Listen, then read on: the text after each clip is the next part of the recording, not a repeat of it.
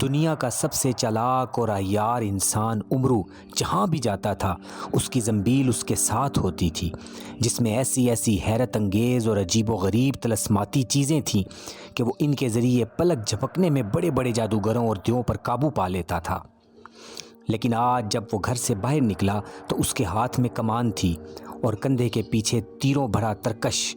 بات دراصل یہ تھی کہ آج کل امرو کے پاس کوئی کام نہ تھا، اور وہ امرو ہی کیا جو آرام سے بیٹھے۔ اس لیے سوچا کیوں نہ اس فارغ وقت میں شکار کھیلا جائے۔ اس لیے وہ تیر کمان لے کر جنگل کی طرف چل کھڑا ہوا۔ شہر سے نکل کر کچھ دیر بعد وہ جنگل میں جا پہنچا۔ اس نے پہلے کمان کو ہاتھوں میں تولا، تیروں کے ترکش کو کندھے پر درست کیا اور دل میں کہا، میں نے افراسیاب جیسے ظالم جادوگروں کو ناکو چنے چبوائے ہیں، اس لیے مجھے شیر سے کم کسی چیز کا شکار نہیں کرنا چاہیے۔ پھر آگے بڑھا کیونکہ اس کا خیال تھا کہ شیر گھنے جنگل میں ہوتا ہے۔ ابھی چند قدم ہی چلا تھا کہ شیر کی دھاڑ سے جنگل گونج اٹھا۔ اب تو امرو کی ڈر کے مارے ٹانگیں کانپنے لگیں۔ ادھر ادھر دیکھا اور فوراً بھاگ کر ایک درخت پر چڑھ گیا اور چاروں طرف آنکھیں پھاڑ پھاڑ کر دیکھنے لگا کہ کہیں شیر اسی طرف تو نہیں آ رہا۔ لیکن شیر کہیں دور جنگل میں دھاڑا تھا۔ جب شیر نظر نہ آیا تو امرو نے اطمینان کا سانس لیا۔ ابھی امرو درخت سے نیچے اترنے کے لیے سوچ رہا تھا کہ کچھ خرگوش بھاگتے ہوئے آ نکلے۔ ان کے بال ایسے معلوم ہوتے تھے جیسے روئی کے گالے ہوں اور سورج کی روشنی میں چاندی کی طرح چمک رہے تھے۔ امرو نے تیر ترکش سے نکالا اور کمان میں جوڑ کر چلا کھینچنا ہی چاہتا تھا کہ ایک دم ذہن میں آیا کہ ان ننھے منھے اور پیارے جانوروں کا شکار کرنا میری شان کے خلاف ہے۔ اس لیے وہ درخت سے نیچے اترا، لیکن ابھی اترا ہی تھا کہ سامنے سے ایک خونخوار چیتا آ نکلا اور امرو کو گھورتے ہوئے اس کی طرف بڑھا۔ چیتے کو دیکھ کر امرو کی جان ہی نکل گئی۔ امرو کو تیر کمان بھول گیا۔ وہ ایک دفعہ پھر قریب کے درخت پر چڑھا۔ چیتا بھی شاید ہاتھ آئے شکار کو چھوڑنا نہیں چاہتا تھا۔ اس نے ایک بار زور سے اپنی دم کو زمین پر پٹخا اور اس درخت کی طرف آہستہ آہستہ بڑھنے لگا۔ اب تو امرو کو اپنی ساری چلاکی اور عیاری بھول گئی، کیونکہ وہ جانتا تھا کہ چیتا ایک ہی جست میں اس تک پہنچ سکتا ہے۔ اور پھر وہی ہوا۔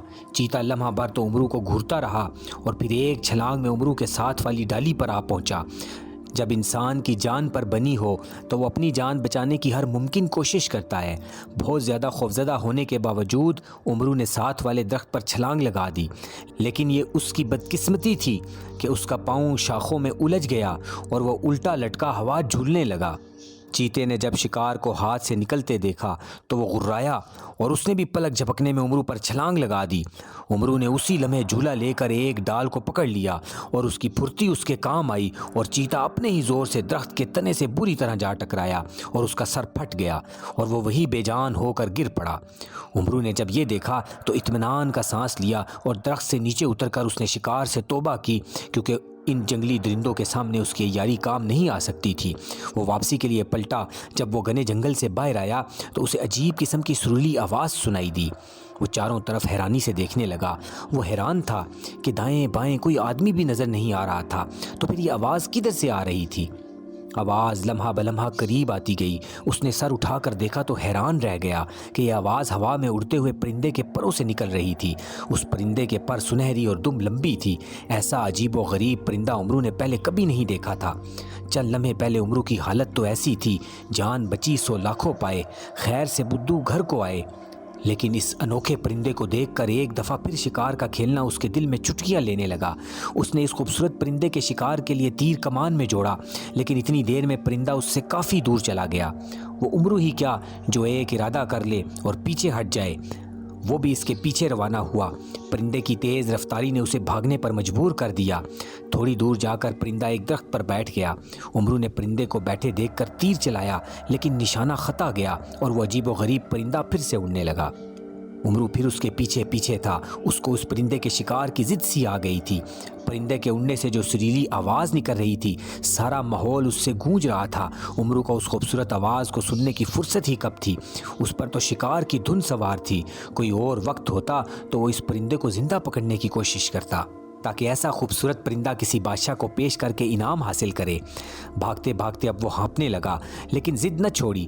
پرندہ اب جنگل سے نکل کر شہر کی طرف پرواز کرنے لگا۔ امرو کے لیے اب تو اس کا نشانہ لینا اور بھی آسان تھا، لیکن پرندے کی تیز اڑان امرو کے ارادے میں حائل تھی، اور دیکھتے ہی دیکھتے پرندہ ایک باغ میں بہت گھنے اور اونچے درخت پر جا بیٹھا۔ امرو بھی باغ کی دیوار پھاند کر اندر جا گھسا۔ پرندہ تو اسے وہاں نظر نہ آیا، لیکن اس کی شامت اس کو ضرور باغ میں لے آئی تھی۔ جیسے ہی وہ اٹھا، کئی سپاہی نیزہ تانے اس کے سر پر کھڑے تھے۔ اس سے قبل کہ وہ کوئی بات کرتا، ایک سپاہی نے گرج کر کہا، پاگل انسان، تمہیں یہاں آنے کی جرت کیسے ہوئی ہے؟ تم نہیں جانتے کہ یہ بادشاہ فیروز کا باغ ہے؟ اس کی اجازت کے بغیر انسان تو انسان یہاں پرندہ بھی پر نہیں مار سکتا۔ امرو نے سمجھانے والے انداز میں کہا کہ بھائی، میں نے تو ابھی ایک خوبصورت اور سریلی آواز والے پرندے کو اس باغ میں آتے دیکھا ہے، اور میں اس کے پیچھے یہاں آیا ہوں۔ اگر تم ناراض ہوتے ہو تو واپس چلا جاتا ہوں۔ ایک سپاہی نے کہا لگا کر کہا، ہم تمہیں چھوڑیں گے تو تم یہاں سے جاؤ گے، لیکن میرا قصور کیا ہے؟ امرو نے پوچھا۔ یہ تو تمہیں بادشاہ سلامت ہی بتائیں گے۔ اس کے ساتھ ہی انہوں نے اسے پکڑا اور لے جانے لگے۔ امرو اگر چاہتا تو اپنی عیاری سے، کسی معمولی شعبدے سے ان سپاہیوں کو چکر دے کر یہاں سے نکل جاتا، لیکن اچانک اس کے دل میں یہ خواہش پیدا ہوئی، کیوں نہ بادشاہ فیروز سے ملاقات کر لی جائے۔ وہ چپکے سے ان کے ساتھ ہو لیا۔ سپاہی اسے بازوؤں سے پکڑے ہوئے باغ سے باہر آئے۔ امرو کا یہ انداز نہیں تھا کہ وہ اپنی مرضی سے جا رہا ہو، تقریباً اسے گھسیٹ کر لے جا رہے تھے۔ باغ سے تقریباً 2 فرلانگ کے فاصلے پر ایک پختہ عمارت بنی ہوئی تھی۔ اس کا بڑا دروازہ مقفل تھا۔ ایک سپاہی نے آگے بڑھ کر تالا کھولا اور امرو کو لے کر اندر بڑھے۔ 2-3 راہداریوں سے گزرتے ہوئے وہ کچھ کمروں کے سامنے پہنچے، جن پر دروازوں کی جگہ جنگلے لگے ہوئے تھے۔ ایک سپاہی نے ہنستے ہوئے کہا، بڑے عائش شکاری کہیں کے، اور ایک جنگلے میں دھکا دے کر دروازے کو تالا لگا دیا۔ امرو اس نئی افتاد سے گھبرا گیا، کیونکہ اسے بھوک بھی لگ رہی تھی اور فوری طور پر بادشاہ کو بھی نہیں مل سکتا تھا۔ سپاہی اس کو بند کر کے واپس باہر جانے لگے تو امرو نے چلا کر کہا، ارے کم بختو، کہاں جا رہے ہو؟ صبح سے بھوکا ہوں۔ لیکن سپاہی ہنستے ہوئے وہاں سے چلے گئے، اور امرو کو زندگی میں پہلی بار شکار کے شوق کا یہ مزہ چکھنا پڑا، لیکن اب پچھتانا بے سود تھا۔ جب امرو کی آنکھ کھلی تو کمرے کے پیچھے سلاخ دار روشن دان سے سورج کی کرنیں اندر آ رہی تھیں، جس کا مطلب یہ تھا کہ دن کافی چڑھ آیا ہے۔ امرو کو نیند تو نہیں آئی تھی، بلکہ بھوک کے مارے بے ہوشی کے عالم میں لیٹا رہا۔ اب نکاحت کی وجہ سے اس کے لیے ہلنا جلنا مشکل تھا۔ سختیاں جھیلنا امرو کی زندگی کا معمول تھا، لیکن بھوک کا برداشت کرنا اس کے بس میں نہیں تھا۔ اتنے میں ایک سپاہی نے آ کر جنگلے کا تالا کھولا اور امرو کو گرجدار آواز میں کہا، چلو۔ ایسے لمحے میں بھی امرو کی رگے شرارت بھڑک اٹھی۔ اس نے سپاہی سے کہا، ارے اپنی ماں کے پیارے بیٹے، آہستہ بولو۔ اگر تمہارے حلق میں خراش آ گئی تو تیری ماں کو ہلدی تیل سے تیری گردن کی مالش کرنا پڑے گی۔ سپاہی کی آنکھیں غصے سے سرخ ہو گئیں اور اس نے غصے سے کہا، ارے دھان پان کے ایک ہی پات بڑے چہک رہے ہو، شاید تمہیں معلوم نہیں تمہاری زندگی کے چند لمحے باقی ہیں۔ ادھر بادشاہ سلامت نے اشارہ کیا، ادھر تمہاری گردن تمہارے دھڑ سے علیحدہ ہو کر لڑکنے لگے گی۔ سپاہی نے امرو کو گھوڑے پر بٹھایا اور اسے بگاتے ہوئے محل کی طرف روانہ ہو گیا۔ تھوڑی دیر کے بعد ایک خوبصورت عمارت کے برج نظر آنے لگے۔ امرو سمجھ گیا کہ بادشاہ فیروز کا محل یہی ہے۔ گھوڑے سے اتر کر محل کے اندر داخل ہوئے تو ایک باغیچہ نظر آیا، جس میں ہر طرف پھول کھلے ہوئے تھے۔ ایک طرف مور ناچ رہا تھا اور باغیچے کے درمیان میں سنگ سیاہ کا بنا ہوا ایک خوبصورت تالاب تھا۔ تالاب کے وسط میں ایک فوارہ بنا ہوا تھا اور اس کا پانی اچھل اچھل کر گر رہا تھا جیسے چاندی کے تار ہوں۔ حوض میں رنگ برنگ مچھلیاں تیر رہی تھیں۔ وہ سنگ مرمر کی بنی ہوئی راہداریوں سے گزر کر وہ ایک کمرے کے دروازے پر پہنچے، جس پر ایک سپاہی دربانی کے فرائض انجام دے رہا تھا۔ سپاہی اور امرو دروازے پر رک گئے اور بادشاہ سلامت سے اجازت لے کر اندر داخل ہوئے۔ اندر پہنچ کر سپاہی بادشاہ سلامت کو شاہی آداب بجا لایا اور کہا کہ بادشاہ سلامت، یہ وہی شخص ہے جس کے بارے میں آپ کو بتایا گیا تھا، یا آپ کے اس باغ میں بغیر اجازت گھس آیا تھا جہاں بڑے بڑے وزیروں مشیروں کو داخل ہونے کی اجازت نہیں ہے۔ بادشاہ نے امرو کو خونخوار نظروں سے گھورتے ہوئے سخت لہجے میں کہا، ارے بد نصیب انسان، تو کون ہے اور تمہیں ہمارے گلستان خاص میں داخل ہونے کی جرت کیسے ہوئی؟ امرو نے بادشاہ کے تیور دیکھ کر اندازہ لگایا کہ آج تو بہت برا پھنسا۔ اس ظالم انسان کے ارادے کچھ اچھے نظر نہیں آتے۔ اس نے اپنی صفائی پیش کرتے ہوئے کہا، بادشاہ سلامت، میں اپنی غلطی کا اعتراف کرتا ہوں، لیکن یہ غلطی مجھ سے دانستہ نہیں ہوئی۔ بادشاہ نے گرج کر کہا، بیوقوف انسان، ہم جانتے ہیں کہ ہر مجرم پہلے یہی کہتا ہے کہ میں بے قصور ہوں۔ تم نے ہمارے باغ میں قدم رکھ کر بہت بڑی غلطی کی ہے، اس کی سزا تمہیں ضرور ملے گی۔ اس کے ساتھ ہی بادشاہ نے کسی سخت تکلیف کی وجہ سے کرا کر پہلو بدلا۔ عمرو بادشاہ کو کراتے دیکھ کر بولا، گستاخی نہ ہو تو میں پوچھ سکتا ہوں کہ بادشاہ سلامت کو کیا تکلیف ہے؟ بادشاہ فیروز نے آہ بھرتے ہوئے کہا، کیا بتاؤں، کچھ ہی دنوں کی بات ہے۔ ایک دن ہم جھروکے میں بیٹھے موسم بہار کے نظارے سے لطف اندوز ہو رہے تھے کہ اچانک ایک بڑی پیاری اور سریلی آواز آنے لگی۔ ہم نے سمجھا کہ کوئی خوبصورت آواز والی عورت محل کے باہر بیٹھی گا رہی ہے، لیکن آواز قریب آتی گئی اور ایسا معلوم ہوا جیسے آواز فضاؤں کی بلندیوں سے آ رہی ہو۔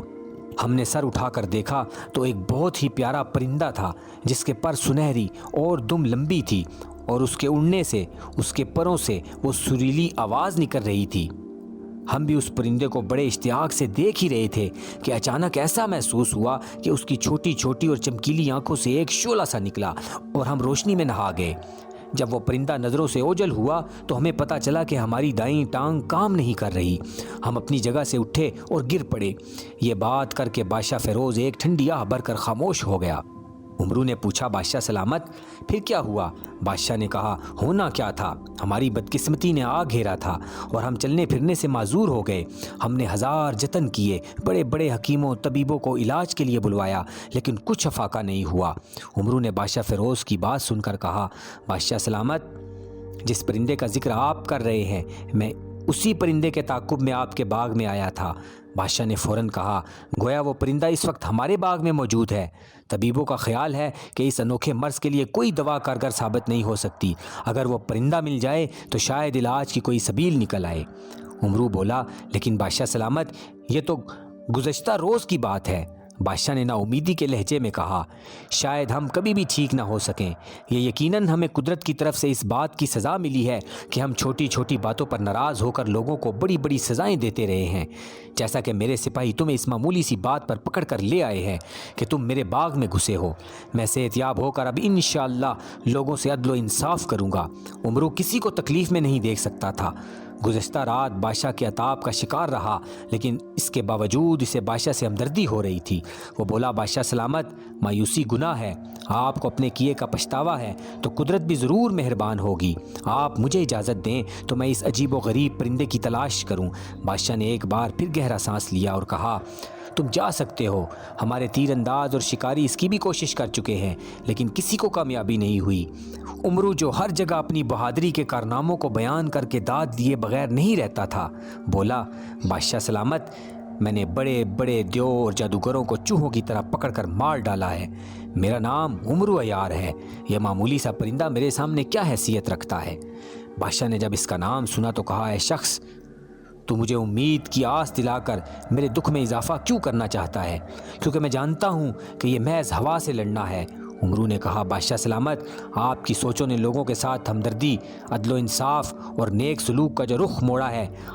اب اس ملک اور یہاں کی رعایا کے امن و سکون کے لیے آپ کی بہت ضرورت ہے، اور یہ کام تب ہو سکتا ہے جب آپ مکمل طور پر تندرست اور صحت یاب ہوں گے، اور اس سلسلے میں آپ کی مدد میرے لیے بہت بڑا اعزاز ہوگا۔ بادشاہ عمرو کی باتیں سن کر بہت خوش ہوا اور اس نے عمرو سے کہا، ہم چاہتے ہیں کہ تم کچھ دن ہمارے مہمان رہو اور اس کے بعد تم اللہ کا نام لے کر روانہ ہو جانا۔ 3 دن تک بادشاہ فیروز نے عمرو کو اپنے محل میں شاہی مہمان کی حیثیت سے ٹھہرائے رکھا۔ تیسرے روز صبح سویرے بادشاہ نے اسے بہت عزت کے ساتھ روانہ کیا۔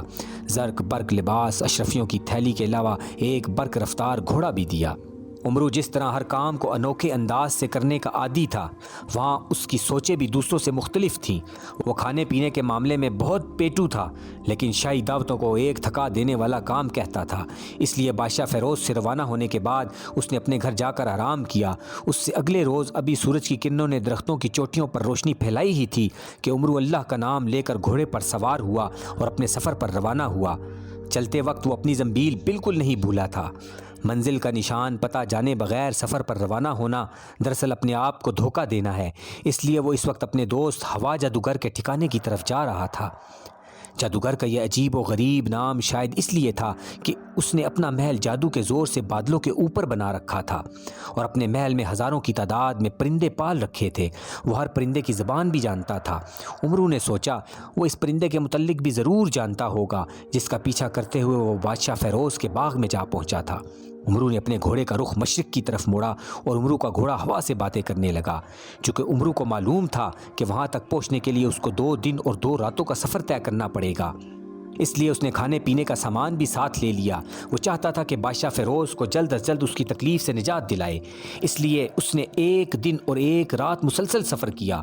اب وہ کافی تھک چکا تھا، اس پر نیند کا بھی غلبہ ہو رہا تھا۔ میدانوں اور جنگلوں سے ہوتا ہوا وہ ایک سرسبز علاقے میں جا پہنچا تھا۔ یہاں اسے پانی کا ایک صاف شفاف چشمہ نظر آیا۔ اس نے سوچا کہ تھوڑی دیر یہاں سستا لیا جائے۔ وہ گھوڑے سے نیچے اترا اور اسے ایک درخت سے باندھ کر خود چشمے کے پانی سے منہ ہاتھ دھونے لگا۔ ہاتھ منہ دھو کر اس نے تھوڑا سا کھانا نکالا، اسے کھا کر چشمے سے پانی پیا اور ایک درخت کے تنے سے ٹیک لگا کر آنکھیں بند کر لیں۔ جانے وہ کتنی دیر سوتا رہا، اچانک اس نے سنا کہ کوئی اسے آواز دے رہا ہے۔ عمرو نے آنکھ کھولی تو سامنے کچھ فاصلے پر ایک بوڑھے آدمی کو جس کی داڑھی لمبی تھی اور سر کے بال بڑے ہوئے تھے زمین پر بیٹھے دیکھا۔ وہ زارو قطار رو رہا تھا۔ عمرو نے حیرانی سے اس کے قریب جا کر پوچھا، اے بزرگ، تم کون ہو اور اس جنگل میں بیٹھے کیوں رو رہے ہو؟ اس بوڑھے نے کہا، اے نیک دل انسان، میں اس پہاڑی جنگل سے قافلے کے ساتھ گزر رہا تھا کہ مجھے ٹھوکر لگی اور میں گر پڑا اور بے ہوش ہو گیا۔ قافلے والے مجھے مردہ سمجھ کر چھوڑ گئے۔ 2 دن سے بھوکا پیاسا اس جنگل میں بھٹک رہا ہوں۔ عمرو، جس کا دل رحم اور ہمدردی سے بھرا ہوا تھا، اس سے بوڑھے کی حالت نہ دیکھی گئی۔ اس نے باقی بچا ہوا کھانا اسے کھلایا اور اپنے پیچھے گھوڑے پر بٹھا کر اگلی منزل پر روانہ ہوا۔ ابھی اسے خاصا سفر مزید طے کرنا تھا۔ پہاڑی علاقہ چھوڑ کر جیسے ہی وہ میدانی علاقے میں پہنچا، اس کے پیچھے بیٹھے ہوئے بوڑھے نے اچانک اس کو دھکا دیا اور گھوڑے سے نیچے گرا دیا اور گھوڑے کو سر پر دوڑاتا ہوا بھاگ کھڑا ہوا۔ اس کی اس حرکت سے عمرو جان گیا کہ یہ کوئی چور ہے جس نے بوڑھے کا بہروپ بھر رکھا ہے۔ کوئی چور عمرو کی کوئی چیز لے کر بھاگ جائے، یہ بھلا کیسے ممکن تھا؟ عمرو نے زنبیل سے سرخ کپڑے کا ایک ٹکڑا نکالا اور اسے ہوا میں پھینک دیا۔ پلک جھپکنے میں کپڑے کے ٹکڑے نے ایک سیاہ رنگ کی چیل کی شکل اختیار کر لی اور وہ چیل فوراً چور کے سر پر پہنچ گئی اور اپنے پنجوں سے اس کے کندھوں کو پکڑ کر اس طرح فضا میں اڑنے لگی جیسے وہ کوئی ادھ مرا چوہا ہو۔ چور اس افتاد سے ایسا خوفزدہ ہوا کہ اس کے منہ سے چیخیں نکلنے لگی۔ عمرو کے ہونٹوں پر ایک شریر سی مسکراہٹ پھیل گئی۔ اس نے اپنی انگلی کو ہوا میں گھمایا تو وہ چیل بھی کسی لٹو کی طرح تیزی سے گھومنے لگی۔ اس کے پنجوں میں لٹکا ہوا آدمی چلاتے ہوئے کہہ رہا تھا، میں مر جاؤں گا، مجھے معاف کر دو۔ عمرو نے سوچا اس کے لیے اتنی سزا کافی ہے۔ عمرو کے اشارے پر چیل نے اسے ایک بہت اونچے درخت کے اوپر جا کر چھوڑ دیا۔ اسی وقت عمرو کا گھوڑا بھی واپس آ گیا اور چیل بھی سرخ رومال میں تبدیل ہو گئی اور رومال ہوا میں تیرتا ہوا عمرو کے پاس آ گیا۔ عمرو گھوڑے پر سوار ہوا اور گزشتہ روز کی طرح تیزی سے آگے بڑھنے لگا۔ وہ منزلیں مارتا ہوا دوسرے روز ایک ایسے علاقے میں پہنچا جہاں ہر طرف آسمان سے باتیں کرتے ہوئے سیاہ رنگ کے پہاڑ تھے۔ ان پہاڑوں پر سبزہ نام کی کوئی چیز نظر نہیں آ رہی تھی۔ ماحول اتنا پراسرار تھا کہ اکیلے آدمی کا ٹھہرے رہنا ناممکن تھا، لیکن عمرو کے لیے یہ ماحول کسی خوف کا باعث نہیں تھا کیونکہ وہ کئی ہفتے طلسماتی دنیا اور آسیب زدہ علاقوں میں گزار چکا تھا۔ اس نے گھوڑے کو وہیں چھوڑا اور پیدل ہی ایک ایسے پہاڑ کی طرف بڑھنے لگا جو سب سے الگ تھلگ تھا اور رنگت میں بھی دوسرے پہاڑوں سے مختلف تھا۔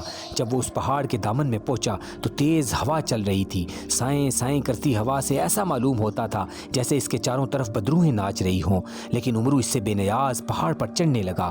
اس وقت عمرو کا لباس کسی بہت بڑے ملک کے شہزادے سے کم نہ تھا۔ کچھ فاصلہ طے کرنے کے بعد وہ ایک ہموار جگہ پر پہنچا جہاں اس نے اپنی زنبیل سے ایک رومال نکالا۔ یہ ایک طلسمی رومال تھا جو اسے سرگم جادوگر نے اس کی جان بچانے کے صلے میں تحفے کے طور پر دیا تھا۔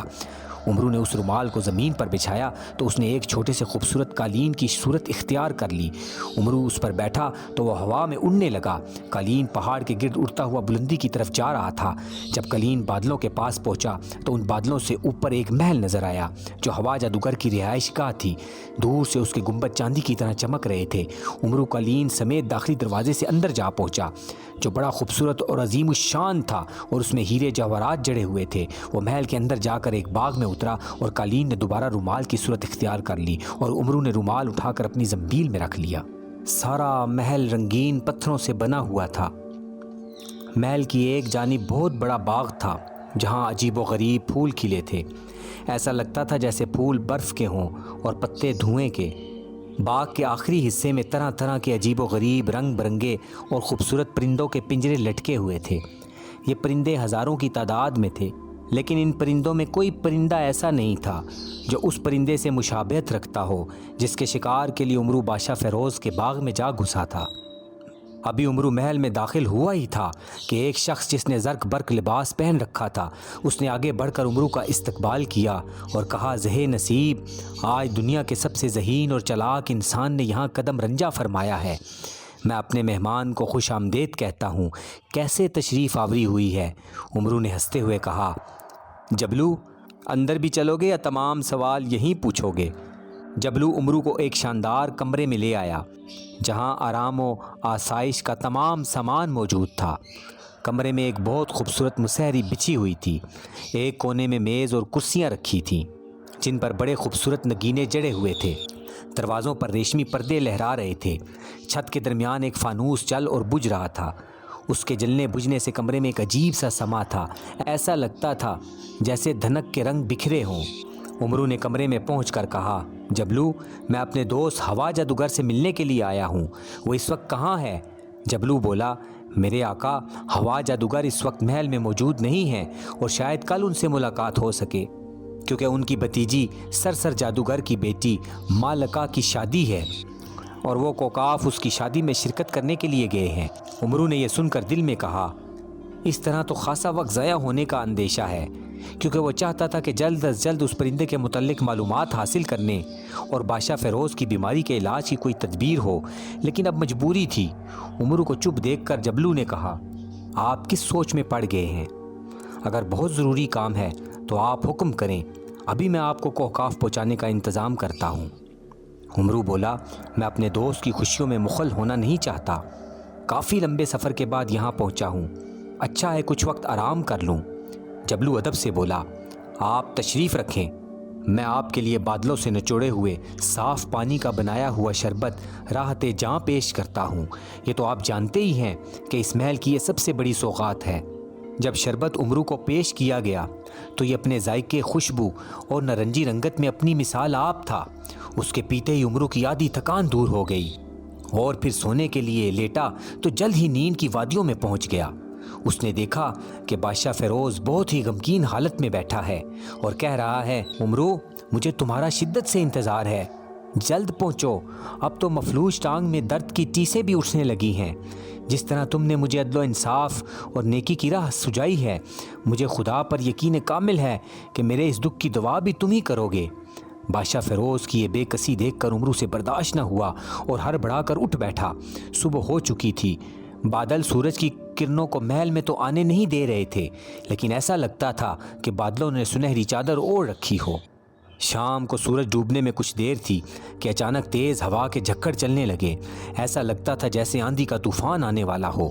جبلو نے کہا، لگتا ہے میرے آقا آ گئے ہیں۔ ابھی جبلو بتا ہی رہا تھا کہ محل کی گھنٹیاں بج اٹھیں۔ ایک خوبصورت اور سرمئی رنگ کے گھوڑے پر سوار فضا میں تیرتا ہوا ہوا جادوگر محل میں داخل ہوا۔ گھوڑے کے بال ایسے تھے جیسے برف کے گالے ہوں۔ ہوا جادوگر نے عمرو کو دیکھا تو بازو پھیلا کر کہکا لگاتے ہوئے بولا، آج ہمارا دوست عمرو ہمارے محل میں، یہ ہمارے لیے بڑی اعزاز کی بات ہے۔ عمرو نے کوئی جواب دیے بغیر کہا، آتے تو تم آندھی طوفان کی طرح ہو، نام تم نے ہوا جادوگر رکھا ہوا ہے، میرے خیال میں تم اپنا نام آندھی طوفان جھکڑ رکھ لو، اور یہ تمہارا ملازم جو میری طرح دھان پان کا ایک ہی پات ہے، اس کا نام جبلو ہے۔ ہوا جادوگر نے کہہ کر لگاتے ہوئے کہا، میں اپنے محسن سے پوچھ سکتا ہوں کہ کیسے آنا ہوا؟ عمرو بولا، باتیں تو ہوتی رہیں گی لیکن یہ محسن والی بات مجھے اچھی نہیں لگی۔ ہوا جادوگر نے کہا، عمرو، میں جب افراسیاب جادوگر کی قید میں زندگی کے دن گن رہا تھا، تم نے ہی مجھے وہاں سے رہائی دلائی تھی، یہ احسان میں بھلا کیسے بھول سکتا ہوں؟ عمرو کا وقت کافی ضائع ہو چکا تھا، اس لیے وہ اور وقت ضائع نہیں کرنا چاہتا تھا۔ اس نے کہا، میرے دوست، تم نے ہزارہ پرندے دنیا کے کونے کونے سے جمع کر کے پال رکھے ہیں اور تمہیں پرندوں کے بادشاہ کے نام سے یاد کیا جاتا ہے۔ کیا تمہارے پاس کوئی ایسا پرندہ بھی ہے جس کی چونچ سبز اور پر سنہرے، دم لمبی، اور جب وہ اڑتا ہو تو اس کے پروں سے بہت سریلی آوازیں نکلتی ہوں؟ ہوا جادوگر نے کچھ لمحے سوچنے کے بعد کہا، ایسے پرندے کے متعلق تمہارے منہ سے ہی سن رہا ہوں۔ یہ سن کر عمرو نے کہا، اس کا مطلب ہے کہ میں جو صعوبتیں اٹھانے کے بعد یہاں پہنچا ہوں سارا وقت ضائع کیا۔ ہوا جادوگر نے جبلو کو ٹھنڈے ٹھنڈے مشروب لانے کا حکم دیا اور عمرو سے کہا، میرا خیال ہے تم نے وقت ضائع نہیں کیا، لیکن یہ بتاؤ تمہیں اس انہونے پرندے کی تلاش کیسی ہے؟ عمرو نے بادشاہ فیروز کی حالت کے بارے میں مختصر بتاتے ہوئے کہا، یہ انہونا پرندہ نہیں بلکہ میں اس کو اپنی آنکھوں سے دیکھ چکا ہوں۔ ہوا جادوگر نے حسب عادت کہہ کر لگاتے ہوئے کہا، یہ تو میں جانتا ہوں کہ عمرو جیسا آدمی اپنی زندگی کے کسی ایک لمحے کو بھی ضائع نہیں کر سکتا، اور نہ ہی کسی ایسی چیز کے لیے جس کا یقین نہ ہو اتنا طویل سفر کرے گا۔ عمرو نے کہا، میں مزید ایک لمحہ رکے بغیر اپنے مقصد کو پورا کرنے کے لیے روانہ ہونا چاہتا ہوں۔ ہوا جادوگر نے پھر کہہ کر لگاتے ہوئے کہا، یہ کیسے ہو سکتا ہے کہ ہم اپنے دوست کی کوئی مدد نہ کریں؟ یہاں سے 100 کوس شمال کی طرف کوہ زرد میں ایک غار ہے، اس غار میں ایک بزرگ کا قیام ہے جس کی عمر 350 سال ہے۔ مجھے یقین ہے کہ وہ اپنی زندگی کے طویل مشاہدات کی وجہ سے اس پرندے کے متعلق ضرور کچھ جانتے ہوں گے اور تمہیں بتائیں گے۔ اس کے بعد ہوا جادوگر کے اصرار پر اس رات عمرو نے وہیں قیام کیا۔ صبح کو اس کے اعزاز میں ایک بڑی دعوت کا انتظام کیا گیا۔ طرح طرح کے کھانے سونے چاندی کی رکابیوں میں چنے گئے تھے۔ دعوت کے ختم ہوتے ہی ہوا جادوگر نے اسے اس طرح کا گھوڑا دیا جس پر ہوا جادوگر سوار ہو کر ہوا میں اڑتا ہوا آیا تھا۔ عمرو گھوڑے پر سوار ہوا اور خدا حافظ کہہ کر وہاں سے شمال کی طرف روانہ ہوا۔ گھوڑا ایسے اڑ رہا تھا جیسے پانی پر کشتی تیر رہی ہو۔ گھوڑے کی رفتار اتنی تیز تھی کہ عمرو کے کان ہوا کے زور سے بند ہونے لگے۔ خنکی اور ٹھنڈک کی وجہ سے وہ کچھ دیر بعد کپ کپانے لگا، لیکن یہ تھوڑی سی تکلیف اس کے ارادوں میں دیوار نہیں بن سکتی تھی۔ اس طرح ہوا میں باتیں کرتا ہوا وہ تھوڑی دیر میں کوہ زرد کی وادی میں جا اترا۔ پہاڑ سورج کی روشنی میں اس طرح چمک رہا تھا جیسے خالص سونے کا بنا ہو۔ اب عمرو کو وہ غار تلاش کرنا تھا جہاں وہ اس بزرگ سے مل سکے جس کی نشاندہی ہوا جادوگر نے کی تھی۔ اس لیے اسے پہاڑ کے گرد ایک چکر لگانا پڑا۔ پہاڑ کے عقب میں پہنچ کر اس نے گھوڑے کو وہیں چھوڑا اور ایک تنگ اور ناہموار راستے سے اوپر چڑھنے لگا۔ 1 گھنٹے کی مشقت کے بعد عمرو پہاڑ کے اوپر ایک ہموار جگہ پر پہنچا۔ یہاں کچھ سیڑھیاں تھیں جو کہ انسانی ہاتھ سے بنی ہوئی نظر آتی تھیں۔ یہ سیڑھیاں غار کے دھانے میں اتر رہی تھیں۔ عمرو اگر چاہتا تو اڑنے والے گھوڑے کے ذریعے یہاں تک پہنچ سکتا تھا، لیکن اس نے سوچا ممکن ہے یہ بات اس بزرگ کو پسند نہ ہو۔ اس نے سیڑھیوں سے اندر جھانکا تو اسے وہی بزرگ بیٹھے نظر آئے جن سے وہ ملنے کے لیے یہاں آیا تھا۔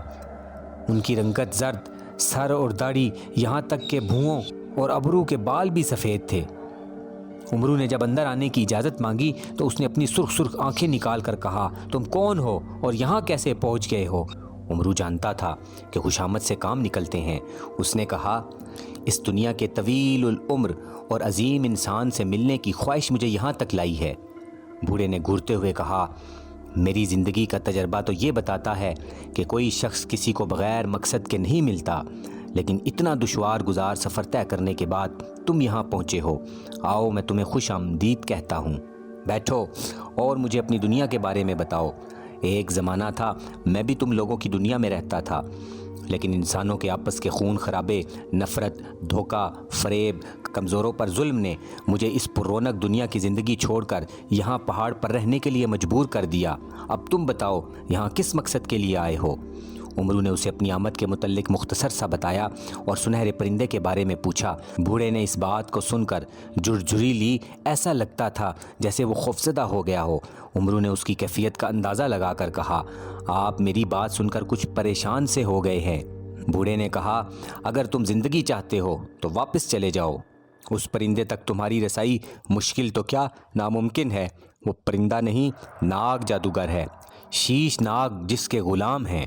عمرو نے کہا، تو پھر ناگ جادوگر تک پہنچنے کے لیے آپ میری رہنمائی کریں۔ بوڑھے نے سخت لہجے میں کہا، میں تمہیں بتا چکا ہوں کہ میں دنیا کے جھمیلوں کو چھوڑ کر یہاں آیا ہوں، تم چلے جاؤ، میں تمہارے لیے کچھ نہیں کر سکتا۔ عمرو نے عیاری سے کہا، ٹھیک ہے آپ میری رہنمائی نہ کریں، لیکن مجھے معلوم ہے کہ کوہ سیاہ کو ناگوں کی بستی کہا جاتا ہے، ناگ جادوگر یقیناً وہیں رہتا ہوگا۔ بوڑھے نے ہنستے ہوئے کہا، نہیں، دریائے سرخ کے پار ایک کھنڈر میں ناگ جادوگر کا بسیرا ہے۔ اور پھر ایک دم خاموش ہوتے ہوئے کہا، چالاک آدمی، تو نے یہ میرے منہ سے کیا اگلوا دیا؟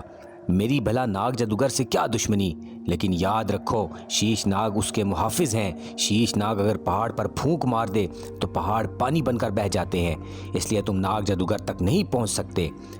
امرو خوشامدانہ انداز میں بولا، میرا خیال ہے ان سانپوں کے زہر سے بچنے کا کوئی نہ کوئی طریقہ آپ کو معلوم ہوگا۔ بوڑھے نے کہا، ان سانپوں کے زہر کا تریاق میرے پاس ہے۔ امرو نے بے چینی کے انداز میں کہا، یہ بھلا کیسے ہو سکتا ہے؟ میں نے سنا ہے کہ شیش ناگ 100 سال کے بعد اپنی شکل بدل لیتا ہے اور اس میں یہ طاقت پیدا ہو جاتی ہے کہ وہ مرد یا عورت کی شکل اختیار کر لے۔ بوڑھا غصے سے بولا، کیا تمہیں میری بات کا اعتبار نہیں آیا؟ یہ دیکھو یہ شیشی، اس میں یہ تیل ہے جو ان پہاڑوں پر پائے جانے والے زعفران کے مختلف قسم کے پھولوں سے حاصل کیا ہے۔ اسی تیل کی خوشبو پر سانپ مرتے ہیں۔ اگر کوئی انسان اس تیل کو اپنے جسم پر مل لے تو دنیا کا کوئی زہر اس پر اثر نہیں کر سکتا۔ امرو نے بڑے ادب سے کہا کہ آپ مہربانی فرما کر یہ تیل مجھے دے دیں تو میں اسے مخلوق خدا کی بھلائی کے لیے استعمال کروں گا۔ بوڑھے نے غصے سے تقریباً چیختے ہوئے کہا، چلے جاؤ یہاں سے، یہ میری تمام زندگی کی محنت اور کوشش کا نچوڑ ہے۔ تمہاری اس بات سے اندازہ ہوتا ہے کہ تم اچھے آدمی نہیں ہو، نکل جاؤ ورنہ میں تمہیں اٹھا کر پہاڑ سے نیچے پھینک دوں گا۔ امرو بولا، اگر آپ ناراض ہوتے ہیں تو میں چلا جاتا ہوں۔ یہ کہہ کر امرو غار سے باہر نکل آیا اور چھپ کر رات کا انتظار کرنے لگا تاکہ جب وہ بوڑھا سو جائے تو وہ شیشی اٹھا لے جو اس نے اپنے اس گدے کے نیچے رکھی ہوئی تھی جس پر وہ بیٹھا تھا۔ اس وقت ٹھنڈی ٹھنڈی ہوا چلنے لگی۔ چونکہ سورج ڈوب چکا تھا اور شام ہو چلی تھی، امرو سردی کی وجہ سے کپ کپانے لگا، لیکن وہ یہاں سے عجیب و غریب تیل حاصل کیے بغیر نہیں جانا چاہتا تھا۔ رات ہوئی تو وہ اپنی جگہ سے اٹھا اور پاؤں پر پاؤں رکھتا ہوا سیڑھیوں کی طرف بڑھا اور سیڑھیوں سے اتر کر غار میں دیکھا تو وہ بزرگ ابھی تک جاگ رہے تھے۔ اس سے پہلے کہ ان کی نظر امرو پر پڑتی، امرو واپس پلٹا اور پھر پتھروں کی اوٹ میں چھپ کر بیٹھ گیا۔ رات کا پچھلا پہر ہو چلا تھا۔ امرو نے غار میں پھر جھانکا تو وہ بوڑھا ابھی تک جاگ رہا تھا۔ اب امرو سے مزید انتظار نہ ہو سکتا تھا۔ بوڑھا جیسے ہی پانی کے لیے اپنی جگہ سے اٹھا، امرو نے سلیمانی ٹوپی اپنی زنبیل سے نکالی اور سر پر رکھ لی اور غار میں داخل ہو گیا۔ اس ٹوپی کی خاصیت یہ تھی کہ جو بھی اسے سر پر رکھ لیتا وہ دوسروں کی نظروں سے غائب ہو جاتا تھا، لیکن خود دوسروں کو دیکھ سکتا تھا۔ اس نے پھرتی سے تیل کی شیشی اٹھائی اور بھاگ کر پہاڑ سے نیچے اترنے لگا۔ پہاڑ سے نیچے اتر کر اس نے ٹوپی سر سے اتار کر زنبیل میں رکھ دی۔ بوڑھے نے شیشی کو غائب دیکھا تو وہ بھی تیزی سے باہر کی طرف لپکا، فوراً امرو تک پہنچا۔ اس کے لیے ممکن نہیں تھا۔ اس نے اوپر سے چلا کر کہا، کمبخت دھوکے باز، میں ساری رات جاگتا رہا ہوں کہ تم تیل چرا نہ لو، لیکن تیری طرح کا ڈھیٹ اور چلاک آدمی میں نے پہلے کبھی نہیں دیکھا۔ امرو نے چلا کر کہا، اے بزرگ غصہ نہ کریں، میں آپ کی طرف سے دنیا والوں کو تحفہ دوں گا جنہیں آپ چھوڑ چکے ہیں۔ ہاں یہ تو بتا دیجئے دریائے سرخ یہاں سے کتنی دور ہے اور کس سمت میں ہے؟ بوڑھے نے دانت پیستے ہوئے کہا، کمبخت مکار، یہ بتانے سے پہلے میں تیرا کچومر نہ نکال دوں۔ اس کے ساتھ ہی بوڑھے نے ایک بڑے سے پتھر کو نیچے امرو کے اوپر لڑکا دیا، اس سے پہلے کہ پتھر سچ مچ امرو کو اگلی دنیا میں پہنچا دیتا۔ پلک جھپکنے میں وہ گھوڑے پر سوار ہوا اور گھوڑا ہوا سے باتیں کرتا ہوا فضا میں اڑنے لگا۔ پہاڑی سلسلہ ختم ہونے کے بعد اس نے ہوائی گھوڑا چھوڑ دیا اور پیدل سفر شروع کر دیا کہ انجانی منزل ہے، کہیں فضا ہی فضا میں وہ اس سے دور نہ نکل جائے۔ امرو جو ہر کام اپنی چلاکی اور عیاری سے نکال لیتا تھا، جب کبھی طاقت آزمائی کا وقت آتا تو اس کی سٹی گم ہو جاتی۔ آج بھی یہی ہوا۔ ہوا جادوگر کے محل سے روانگی کے دوسرے دن وہ ایک ایسی بستی میں پہنچا جہاں مکان تو تھے لیکن وہاں کوئی انسان نظر نہ آیا۔ ہر طرف ہو کا عالم تھا، مکانوں کے دروازے کھلے ہوئے تھے۔ وہ ایک پھاٹک نما دروازے کے اندر چلا گیا۔ لگاتار سفر کی وجہ سے اس کی بھوک چمک اٹھی تھی۔ ایسے وقت میں بھلا اسے اس کی کیا پرواہ کہ یہ کیسی بستی ہے اور یہاں کے لوگ کہاں چلے گئے ہیں؟ بس یہ سوچ کر اندر داخل ہوا کہ شاید کوئی کھانے پینے کی چیز مل جائے۔ جیسے ہی اس نے عمارت کے سین سے برآمدے میں قدم رکھا، 5-6 خوفناک جنگلی بلے جو بہت موٹے تازے اور پلے ہوئے تھے میاؤں میاؤں کرتے ایک دم امرو پر جھپٹے۔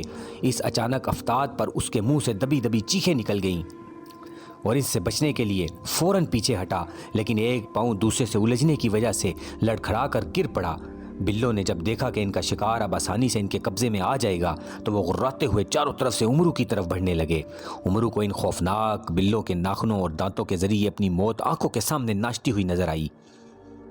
اس نے اپنے آپ سے کہا، امرو بیٹے، تم نے بڑے بڑے جادوگروں اور مکاروں کو اپنی عیاری سے نیچے دکھایا ہے، لیکن آج یہ بلے خدا انہیں غارت کرے تیری ایک ایک بوٹی کر دیں گے۔ معلوم نہیں ان کمبختوں نے مجھے کوئی چوہا سمجھ رکھا ہے جو اپنی غراٹوں اور میاؤں میاؤں سے ڈرا کر مجھے ہڑپ کر جانا چاہتے ہیں۔ بلے امرو سے زیادہ بھوکے نظر آتے تھے۔ ان کی دمیں زور زور سے ہل رہی تھیں اور ان کی چمکدار آنکھوں سے ایسا لگتا تھا جیسے چنگاریاں سی نکل رہی ہوں۔ امرو یہ کہتا ہوا پلک جھپکنے میں نیچے سے اٹھا، پاگل باگڑ بلو، میں چوہا نہیں ہوں، امرو ہوں، امرو۔ اس کے ساتھ ہی اس نے ایک بلے کو پاؤں سے زور کی ٹھوکر ماری۔ بلہ شاید اس کے لیے تیار تھا۔ اس کی ٹھوکر سے بچنے کے لیے وہ فوراً تھوڑا سا پیچھے ہٹا اور پھر اچھل کر امرو کی پنڈلی پر کاٹ کھایا۔ امرو کی چیخ نکل گئی۔ انسان کی جب جان پر بن آئے تو وہ بچاؤ کی آخری کوشش تک کر ڈالتا ہے۔ امرو کو کچھ فاصلے پر ایک لوہے کی سلاخ پڑی ہوئی نظر آئی۔ اس نے بلوں کے حملے کی پرواہ کیے بغیر بھاگ کر وہ اٹھا لی۔ ابھی امرو نے سلاخ کو اٹھا کر سیدھا ہی کیا تھا کہ تمام بلے بیک وقت اچھل کر اس پر حملہ آور ہوئے۔ ان کی خونخوار آوازیں اور دانتوں کو دیکھ کر امرو نے سلاخ استعمال کرنے کی بجائے آنکھیں بند کر لیں، اور جب آنکھیں کھولی تو دیکھا ہاتھ میں پکڑی ہوئی سلاخ کا سرا ایک بلے کے آر پار ہو چکا ہے۔ اس پر اس نے سینہ تان لیا اور بولا، ارے او بلی کے بچوں، تم میرے ساتھ مقابلہ کرنے چلے تھے، دیکھو تمہارے ایک ساتھی کا کیا حشر ہوا ہے۔ اتنی دیر میں تمام بلے وہاں سے بھاگ گئے۔ امرو پسینے میں شرابور اسی طرح کانپ رہا تھا جیسے میلوں کی دوڑ لگا کر آیا ہو۔ اس نے دائیں بائیں دیکھ کر کہا، کوئی دیکھ تو نہیں رہا؟ پھر اپنے آپ سے بولا، امرو بیٹے، تم نے کون سی بہادری کی ہے؟ یہ تو اندھے کے پاؤں کے نیچے بٹیرا آیا ہے۔ اس کے بعد وہ برآمدے سے کمرے میں گیا۔ اندر قدم رکھتے ہی وہ ٹھٹک کر رہ گیا۔ کمرے کے فرش پر ایک نوجوان رسیوں سے بندھا ہوا پڑا تھا۔ اس کے بازو، پاؤں اور کندھے جگہ جگہ سے زخمی تھے۔ اس نے کرہ کر امرو سے کہا، اے شخص، تم کون ہو؟ اسی وقت تم میرے لیے رحمت کا فرشتہ بن کر آئے ہو۔ امرو نے اس کی رسیاں کھولتے ہوئے کہا، میں ایک لمبے سفر کر آئی ہوں۔ تم یہ بتاؤ کہ تم کون ہو؟ تمہیں رسیوں سے کس لیے باندھا ہے اور تمہارے سارے بدن پر یہ زخم کیسے ہیں؟ وہ آدمی کرا کر اٹھا اور بولا، بھلے آدمی، میرا نام شکران ہے اور میرے جسم پر زخم خونخوار بلوں کے کاٹنے کے ہیں جو تمہارے آنے پر بھاگ کھڑے ہوئے ہیں۔ بلوں کا نام سن کر امرو کی پنڈلی میں ٹیسیں اٹھتی سی محسوس ہوئیں۔ اس نے کہا، بلے بھاگ تو کھڑے ہوئے ہیں، لیکن جاتے جاتے کمبخت میری پنڈلی پر بھی اپنی ملاقات کا نشان چھوڑ گئے ہیں۔ اگر ان میں سے ایک ٹھکانے نہ لگ جاتا تو شاید میرا بھی تمہارے جیسا حال ہوتا۔ تم نے یہ نہیں بتایا کہ تم کون ہو اور تمہیں کس نے رسیوں سے جکڑا تھا؟ وہ آدمی جو خاصی عمر کا تھا سرد آہ بھر کر بولا، یہ بڑی دردناک کہانی ہے امرو نے ہاتھ کھڑا کر کے کہا، تمہاری ٹھنڈی آہ سے پتہ چلتا ہے واقعی تمہاری کہانی بہت دردناک ہے، بلکہ درد آنکھ، درد کان، سب کچھ ہے۔ لیکن اس کے سنانے سے پہلے بتاؤ، یہاں کچھ کھانے کو مل جائے گا؟ میرے پیٹ میں چوہے دوڑ رہے ہیں، بلکہ اچھل کود کر رہے ہیں۔ جب پیٹ خالی ہو بھلا تم بتاؤ، ایسے میں کہانی سننے کا خاک مزہ آئے گا۔ اگر جن پری بھوتوں کی کہانی ہوتی تو اور بات ہوتی، یہ تو دردناک کہانی ہے۔ تکلیف کی شدت کے باوجود امرو کی باتیں سن کر شکران کے ہونٹوں پر مسکراہٹ کھیلنے لگی اور وہ بولا، بھلے آدمی، تم بڑے باتونی ہو۔ امرو نے پیٹ پر ہاتھ پھیر کر کہا، یہ بھوک ہی باتیں کروا رہی ہے۔ شکران نے ہاتھ سے اشارہ کر کے کہا، میرا خیال ہے بائیں طرف باورچی خانہ ہے، اگر بلوں نے کچھ چھوڑا ہوگا تو تمہیں ضرور مل جائے گا۔ اگر ہو سکے تو میرے لیے بھی لیتے آنا، کیونکہ میں بھی 2 دن سے بھوکا ہوں اور اسی کھانے کی تلاش میں یہاں آیا تھا۔ امرو کوئی بات کیے بغیر وہاں سے اٹھا اور باورچی خانے کی طرف گیا۔ وہاں افراتفری مچی ہوئی تھی۔ ایک ڈبے سے اسے بھنے ہوئے چنے مل گئے۔ ایسے وقت میں امرو کے لیے وہ خوش چنے مرغ پلاؤ اور بریانی سے زیادہ اچھے لگ رہے تھے۔ اس نے تھوڑے سے چنے شکران کو بھی دیے۔ وہ انہیں اسی طرح کھانے لگا جیسے مہینوں سے اسے کچھ نہ ملا ہو۔ امرو کو بھوک کی فکر سے نجات ملی تو اس نے شکران سے کہا، اب اپنی دردناک کہانی سناؤ۔ بات شروع کرنے سے پہلے شکران کی آنکھوں میں آنسو تیرنے لگے۔ وہ بولا، اس بستی سے تقریباً 50 کوس کے فاصلے پر ایک بہت خوبصورت اور خوشحال ملک شاداب آباد ہے، اس کا بادشاہ ہوں۔ امرو نے اس کے لباس پر نظر ڈال کر کہا، کیوں مذاق کرتے ہو؟ 2 دن کے بھوکے رسیوں سے بندھے پڑے تھے، میں نے آج تک ایسا بادشاہ نہیں دیکھا۔ شکران نے کہا، بھلے آدمی، تم نے میرے دکھ کا اندازہ میرے آنسوؤں سے بھی نہیں لگایا۔ میں اپنے بعد حکومت کی باغ دوڑ اپنے بیٹے کے ہاتھ میں نہیں دینا چاہتا تھا، کیونکہ اسے شکار اور سیر و سفر کے علاوہ اور کچھ نہیں آتا ہے۔ وہ مزاج کا بھی بہت سخت اور ظالم ہے۔ میرے خیال میں اس کا بادشاہ بننا عوام پر بہت بڑا ظلم تھا۔ اس لیے میں نے اپنے بعد اپنے نیک دل اور نوجوان وزیر فتین جہاں کو بادشاہ بنانے کی وصیت کی۔ اس پر میرے بیٹے نے ایک چال باز اور مکار جادوگر شاطر سے ساز باز کر کے ایک رات میرے محافظوں پر جادو نگری کے ذریعے مصیبتوں کے پہاڑ توڑ دیے اور میرے سامنے میرے وزیر فتین جہاں کو ہلاک کر دیا۔ عمرو جس کے مزاج میں بھی نہیں تھا کہ کسی کی بات کو غور سے سنے یا اس پر دھیان دے، وہ ہر موقع پر صرف اپنا فائدہ ڈھونڈتا تھا، لیکن اس وقت وہ شکران کے منہ سے نکلنے والے ایک ایک لفظ کو غور سے سن رہا تھا۔ شکران نے اپنی بات کو جاری رکھتے ہوئے کہا، میں وہاں سے جان بچا کر محل کے عقبی دروازے سے نکل بھاگا، اس بستی میں آ کر چھپ گیا۔ میرا بیٹا میرا پیچھا کرتا ہوا یہاں تک آ پہنچا۔ اس نے مجھے تلاش کرنے میں اس بستی کے غریب لوگوں پر آفت مچا دی، جس کی وجہ سے وہ لوگ اپنے گھر چھوڑ کر بھاگ کھڑے ہوئے۔ ان پر ظلم ہوتا دیکھ کر مجھ سے برداشت نہ ہوا اور میں پناہ گاہ سے باہر نکل آیا کہ مجھے ایک آدمی کی وجہ سے وہ سینکڑوں دکھ کیوں اٹھائیں۔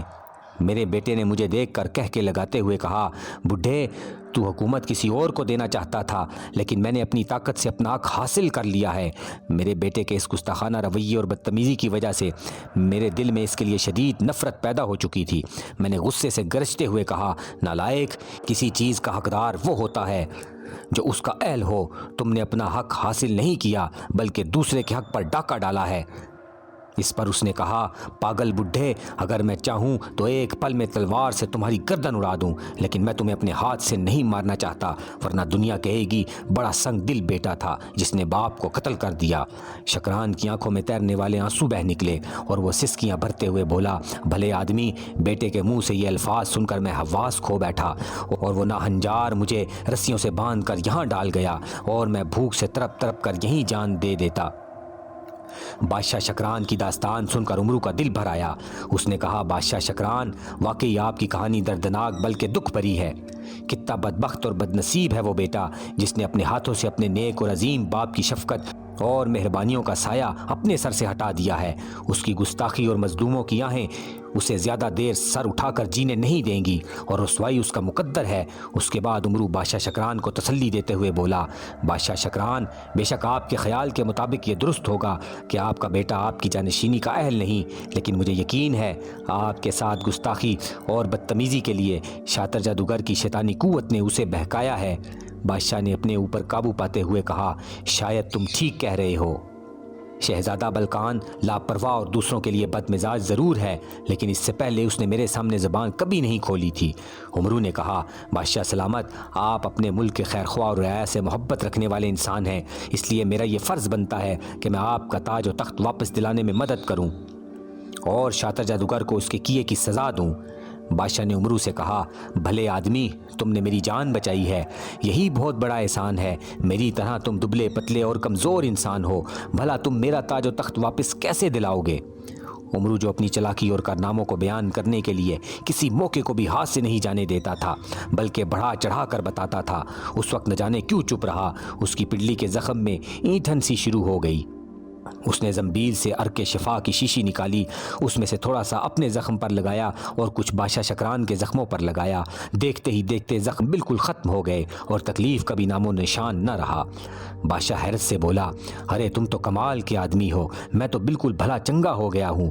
عمرو نے بڑی شان سے کہا، بس اسی طرح میں آپ کی سلطنت واپس دلا دوں گا۔ بادشاہ نے اطمینان بھرے لہجے میں کہا، مجھے یقین آ رہا ہے کہ تم میری مدد کر سکتے ہو، لیکن تم نے ابھی تک مجھے اپنا نام نہیں بتایا۔ میرا نام عمرو ہے، عمرو یار نے مسکراتے ہوئے کہا۔ بادشاہ نے عمرو کو غور سے دیکھتے ہوئے پوچھا، کیا تم وہی عمرو ہو جس نے جادوگروں کی دنیا میں کھلبلی مچا رکھی ہے؟ عمرو نے گردن کو اکڑ کر کہا، یہ تو آپ تب دیکھیں گے جب میں شاطر جادوگر کو نانی یاد دلاؤں گا۔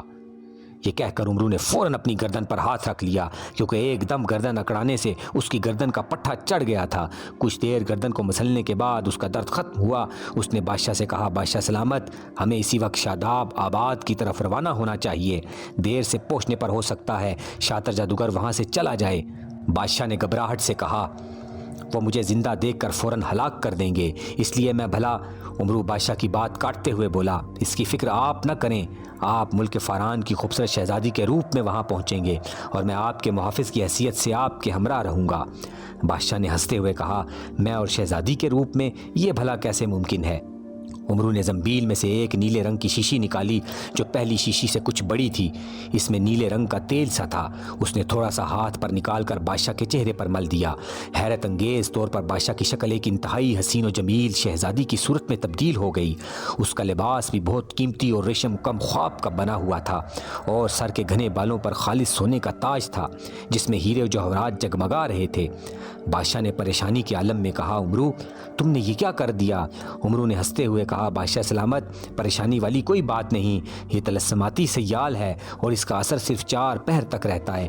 اس کے بعد عمرو نے وہی تیل اپنے چہرے پر ملا تو بادشاہ شکران کے سامنے بڑی بڑی اور خوفناک مونچھوں والا ایک نوجوان محافظ کھڑا تھا جس کے ایک پہلو میں تلوار لٹک رہی تھی، دوسرے میں خنجر اور سر پر لوہے کا خود تھا۔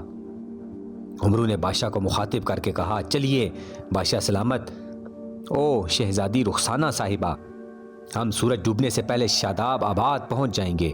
بادشاہ نے شہزادی رخسانہ کے روپ میں باروب آواز سے کہا، محافظ ادب کو ملحوظ خاطر رکھا جائے ورنہ ہم تمہیں ملازمت سے علیحدہ کر دیں گے۔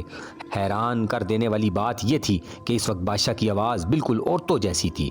دونوں ہنستے ہوئے مکان سے باہر آئے اور منزل کی طرف روانہ ہو گئے۔ عمرو اور بادشاہ شکران محافظ اور شہزادی رخسانہ کے روپ میں 1 گھنٹے کے اندر شاداب آباد پہنچ گئے۔ بستی سے شاداب آباد کا فاصلہ 50 کوس تھا اور عمرو وہاں جلد از جلد پہنچنا چاہتا تھا، اس لیے جب وہ بستی سے باہر آئے تو عمرو نے ایک آدمی کو چکمہ دے کر 2 گھوڑے ہتھیا لیے۔ بادشاہ نے اسے اسی حرکت سے منع کیا تو عمرو نے یہ کہہ کر بات کو ٹال دیا کہ اگر ہم جلد سے جلد گھوڑے نہ لیتے تو کچھ دیر میں شاطر جادوگر نے آ کر چھین ہی لینے تھے۔ شاداب آباد کا ہر آدمی گمسم اور دکھی نظر آتا تھا۔ عمرو نے کچھ لوگوں کو بادشاہ شکران کی انصاف پسندی اور نیک دلی کا ذکر کرتے ہوئے بھی سنا۔ وہ سب شہزادہ بلقان اور شادر جادوگر کے ظلم سے تنگ تھے۔ عمرو نے گھوڑے محل کے بڑے دروازے کے سامنے جا کر روکے اور گھوڑے پر بیٹھے بیٹھے دروازے پر موجود سپاہیوں سے روبدار آواز میں کہا، جلدی سے دروازہ کھولو، کیا تم دیکھ نہیں رہے فران کی شہزادی صاحبہ تشریف لائی ہیں اور تمہارے بادشاہ سے ملنا چاہتی ہیں؟ سپاہیوں نے جب دوسرے گھوڑے پر نظر ڈالی تو وہ دیکھتے ہی حیران رہ گئے کیونکہ انہوں نے آج سے پہلے اتنی خوبصورت شہزادی کبھی نہیں دیکھی تھی۔ عمرو نے جب دوسری بار گرج کر کہا تو وہ چونکے اور انہوں نے فوراً دروازہ کھول دیا۔ دونوں گھوڑوں پر سوار اندر داخل ہو گئے۔ وسیع صحن سے گزر کر وہ گھوڑوں کو برآمدے کی سیڑھیوں کے اوپر چڑھاتے چلے گئے۔ پختہ فرش کی وجہ سے گھوڑوں کی ٹاپیں گونج پیدا کر رہی تھی۔ اچانک پہلو کے کمرے میں سے کسی نے سخت لہجے میں کہا، یہ کون کم بخت ہے جو گھوڑوں کو برآمدے میں لے آیا ہے؟ اس کے ساتھ ساتھ اس کمرے سے ایک مکروہ صورت بوڑھا اور ایک خوش پوش نوجوان باہر آیا۔ بوڑھے کے گلے میں ہار کے طور پر کھوپڑی لٹک رہی تھی اور اس کا ایک بازو نہیں تھا۔ عمرو نے پہچاننے میں دیر نہ لگائی کہ یہ بوڑھا شاطر جادوگر ہے اور نوجوان شہزادہ بلقان ہے جس نے سر پر شاہی تاج رکھا ہوا ہے۔ عمرو نے گھوڑے سے نیچے اتر کر شہزادہ بلقان کو شاہی آداب بجا لاتے ہوئے کہا، بادشاہ سلامت، یہ فاران کی شہزادی رخسانہ ہیں اور میں ان کا محافظ ہوں۔ شاطر جادوگر جو بادشاہ شکران کو شہزادی کے روپ میں ٹکٹکی باندھے دیکھ رہا تھا، وہ یہ سوچ رہا تھا، قسم سے میں نے آج تک اتنی خوبصورت شہزادی نہیں دیکھی، یہ تو کوئی حور ہے۔ فوراً پلٹ کر عمرو سے بولا، تم لوگ یہاں کیوں آئے ہو؟ عمرو نے شاطر کو گھور کر کہا، بازو کٹے بڈھے، تم کیوں پوچھ رہے ہو جبکہ بادشاہ سلامت خود موجود ہیں؟ کیا تم بادشاہ سلامت کے خانسامہ ہو؟ اوہ لیکن تمہارا تو ایک بازو ہے، بھلا تم روٹی وغیرہ کیسے پکاتے ہوگے؟ یہ سن کر شاطر حلق کے بل چیخا، بیوقوف آدمی، خاموش رہو، اگر میں چاہوں تو تمہیں انگلی کے ایک اشارے سے پتھر کا بت بنا سکتا ہوں۔ تمہارے ساتھ اگر شہزادی رخسانہ نہ ہوتی تو میں اب تک تمہیں پھونک مار کر بھسم کر چکا ہوتا۔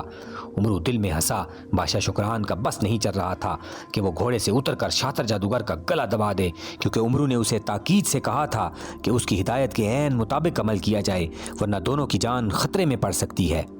شہزادہ بلقان نے عمرو کو مخاطب کر کے کہا، محافظ، یہ ہمارے محسن اور دنیا کے سب سے بڑے جادوگر شاطر ہیں۔ عمرو چہک کر بولا، بادشاہ سلامت، یہ سب سے بڑے جادوگر کیسے ہو سکتے ہیں؟ ان کا تو ایک بازو ہے۔ شاطر کی آنکھیں سرخ ہو گئیں اور لگتا تھا جیسے وہ عمرو کو کچا ہی چبا جائے گا کہ شہزادہ بلقان نے پوچھا، تم لوگ یہاں کس لیے آئے ہو؟ عمرو نے بتاتے ہوئے کہا، بادشاہ سلامت، ہماری شہزادی صاحبہ کو دنیا کے بڑے بڑے بادشاہوں سے ملنے اور ملک کی سیر کا بہت شوق ہے، اسی لیے یہاں آئے ہیں۔ پھر شاطر کے قریب جا کر رازانہ انداز سے بولا، اصل میں شہزادی صاحبہ کسی ایسے شخص کی تلاش میں ہے جسے دنیا میں کوئی شکست نہ دے سکے اور یہ اس سے شادی کرے۔ شاطر نے اکڑ کر کہا، دنیا میں ہی واحد شخص ہوں جسے کوئی شکست نہیں دے سکتا۔ عمرو نے چھیڑنے والے انداز میں کہا، شاید اس لیے آپ نے ایک بازو اتار کر کسی صندوق میں حفاظت سے رکھا ہوا ہے کہ خواہ مخواہ وہ تھکتا کیوں رہے اور جب سخت ضرورت یا مقابلے کا وقت آئے گا آپ اسے نکال لیں گے۔ شاطر جادوگر دانت پیستے ہوئے کچھ کہنا چاہتا تھا کہ شہزادہ بلقان نے کہا، آپ لوگ شاید طویل سفر سے یہاں پہنچے ہیں، ہم آپ کو خوش آمدید کہتے ہیں۔ سامنے دائیں ہاتھ پر آرام گاہیں ہیں، آپ لوگ وہاں آرام فرمائیں، باقی باتیں شام کو کھانے پر ہوں گی۔ عمرو اور بادشاہ شکران گھوڑوں سے اتر کر کمرے میں چلے گئے اور ان کے گھوڑے ایک سپاہی نے استبل میں لے جا کر باندھ دیے۔ عمرو اور بادشاہ شکران جب کمرے میں داخل ہوئے تو وہاں شمعدان کی جگہ کھوپڑی میں موم بتی جل رہی تھی اور دیوار پر ڈھال اور تلوار کی جگہ ہڈیاں سجی ہوئی تھیں۔ بادشاہ نے ہاتھ مار کر انہیں گراتے ہوئے کہا، کمبخت نے سارے ماحول کو شیطانی بنا دیا ہے۔ اتنے میں باہر سے شاطر جادوگر اور شہزادہ بلقان کی زور سے باتیں کرنے کی آوازیں آنے لگیں۔ عمرو نے ہنستے ہوئے کہا، شہزادی رخسانہ پہلے ذرا باہر کی باتیں غور سے سنیں، میری تدبیر نے فوراً کام کر دکھایا ہے۔ شاطر کہہ رہا تھا، شہزادی بہت خوبصورت ہے، میں اس سے شادی کروں گا۔ بلقان نے اسے سمجھاتے ہوئے کہا، شہزادی رخسانہ ہماری مہمان ہے اور پھر وہ ایک بہت بڑے ملک سے تعلق رکھتی ہیں، کہیں ایسا نہ ہو کہ وہ ناراض ہو جائے۔ شاطر سخت لہجے میں بولا، شہزادے میں کسی سے نہیں ڈرتا، میں شہزادی سے شادی ضرور کروں گا۔ شہزادہ بلقان نے غصے سے کہا، شاطر ہم اس ملک کے بادشاہ ہیں اور ہماری اجازت کے بغیر یہاں کوئی کچھ نہیں کر سکتا۔ شاطر نے کہا، شہزادے تم یہ مت بھولو، جس طرح میں نے تمہیں یہ حکومت حاصل کر کے دی ہے اسی طرح تم سے چھین بھی سکتا ہوں۔ وہ اس طرح بول رہا تھا جیسے سانپ پھنکار رہا ہو۔ بلقان نے کہا، شاطر تم اپنے نام کی طرح بڑے مکار ہو، تمہارے کہنے میں اگر ہم نے اپنے نیک دل والد سے غداری کی اور ان کی شان میں گستاخیاں کی ہیں، ان 2-3 دنوں میں ہمیں معلوم ہو گیا ہے کہ تمہاری وجہ سے عوام ہم سے شدید نفرت کرنے لگی ہے، وہ ہمیں چند ہفتے کی حکومت نہیں کرنے دے گی، خدا ہمیں معاف کرے۔ شاطر گرجا، شہزادے میں اس طرح کی باتیں سننے کا عادی نہیں ہوں، آج سے شاداب آباد پر میری حکومت ہے اور تم میرے غلام بن کر رہو گے۔ بادشاہ شکران نے گھبرا کر عمرو سے کہا، کہیں وہ خبیث میرے بیٹے کو کوئی نقصان ہی نہ پہنچا دے۔ دونوں کمرے سے باہر نکل آئے۔ شہزادہ بلقان نے نیام سے تلوار نکال کر کہا، بدبخت انسان تو زندہ رہے گا تو مجھے غلام بنائے گا۔ شاطر کہہ کر لگاتے ہوئے بولا، چیونٹی بھی بھلا پہاڑ سے ٹکرا سکتی ہے۔ اس کے ساتھ ہی اس نے ہاتھ اٹھا کر شہزادے پر پھونک جو ماری تو شہزادے کا آدھا چہرہ جل کر سیاہ ہو گیا۔ شہزادے کو تکلیف سے کراہتا دیکھ کر شاطر زور زور سے کہہ کے لگانے لگا۔ غفلت کے یہ چند لمحے اس کے لیے قیامت بن گئے۔ شہزادے نے غصے اور جوش میں آ کر شاطر پر تلوار کا ایک ایسا زبردست وار کیا کہ اس کی گردن اڑ کر دور جا گری۔ اسی لمحے عمرو اور بادشاہ شکران پر طلسماتی تیل کا اثر ختم ہو گیا اور وہ اپنی اصلی شکل میں آ گئے۔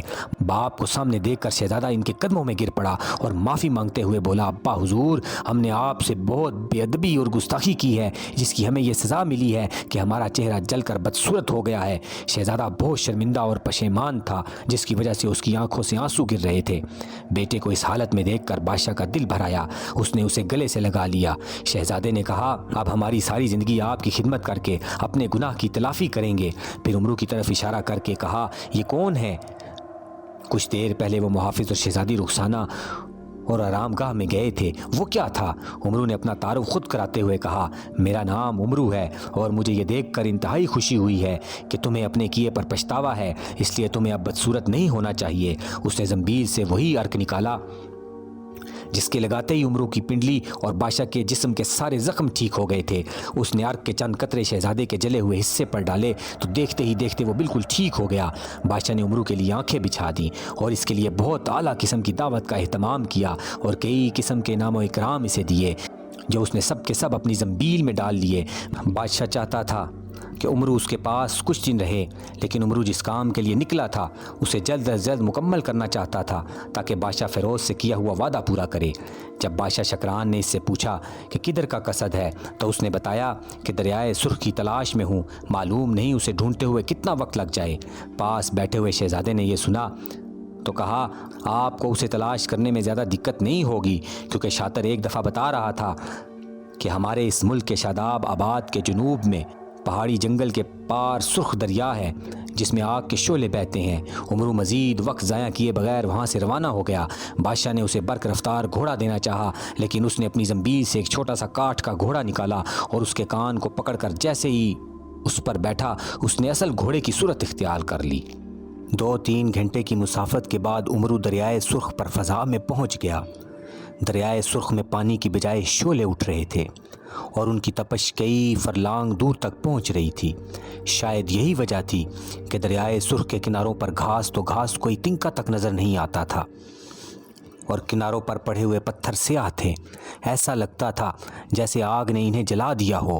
عمرو کا گھوڑا خاصی اونچائی پر تھا، لیکن جیسے ہی وہ دریا کے وسط میں پہنچا، جھلسا دینے والی حرارت سے گھوڑا چکرایا اور غڑاپ سے دریا میں جا گرا۔ اس سے پہلے کہ گھوڑے کے ساتھ عمرو بھی دریا میں گرتا، اس نے زنبیل سے ایک چھوٹی سی چھتری نکالی جس نے پلک جھپکنے میں اڑ کر لے جانے والے چھاتے کی شکل اختیار کر لی۔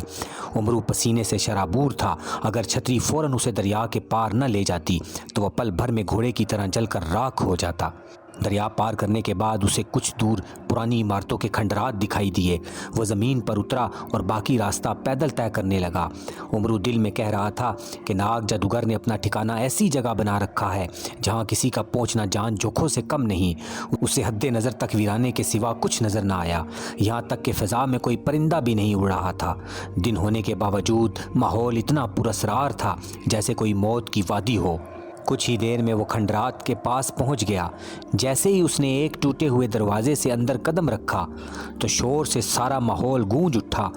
یہ زمین پر رینگنے والے سینکڑوں بلکہ لاکھوں سانپوں کی پھنکاریں تھیں جو بیک وقت عمرو پر حملہ کرنے کے لیے تیزی سے بڑھ رہے تھے۔ عمرو اچھل کر ایک ٹوٹی ہوئی دیوار پر جا چڑھا۔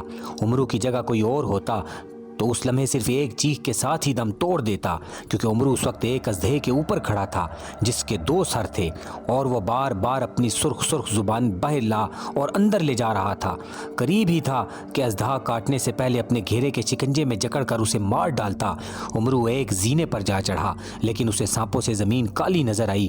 عمرو جان گیا کہ زرد پہاڑ کے بزرگ نے سچ ہی کہا تھا کہ ناگ جادوگر تک پہنچنا آسان نہیں۔ بوڑھے کا خیال آتے ہی عمرو کو وہ چرایا ہوا تیل یاد آیا۔ اس نے فوراً شیشی نکالی اور ایک ٹوٹے ہوئے ستون کے اوپر تیل کے چند قطرے ڈال دیے تو حیرت انگیز طور پر تمام سانپ جو پھن پھیلائے عمرو پر جھپٹنا چاہتے تھے، سر جھکا کر تیزی سے اس ستون کی طرف بڑھنے لگے۔ ایسا لگتا تھا جیسے تیل کی بو نے انہیں دیوانہ کر دیا ہو۔ اب عمرو کے لیے راستہ صاف ہو گیا تھا۔ عمرو نے اس بات سے فائدہ اٹھایا اور فوراً اندر داخل ہو گیا۔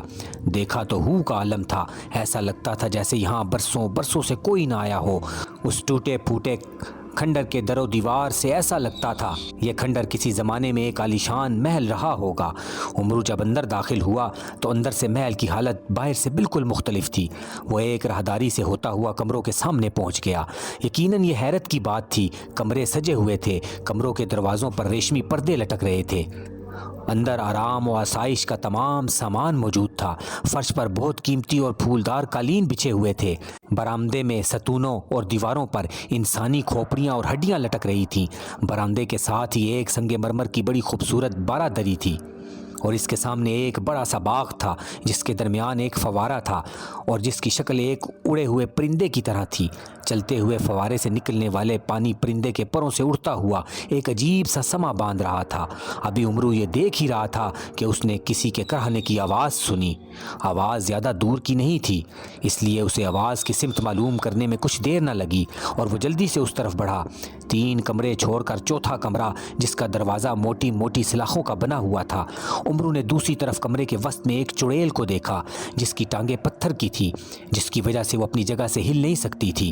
اس نے چلا کر کہا، اچھے انسان تم کون ہو؟ مجھے اس مصیبت سے نجات دلاؤ۔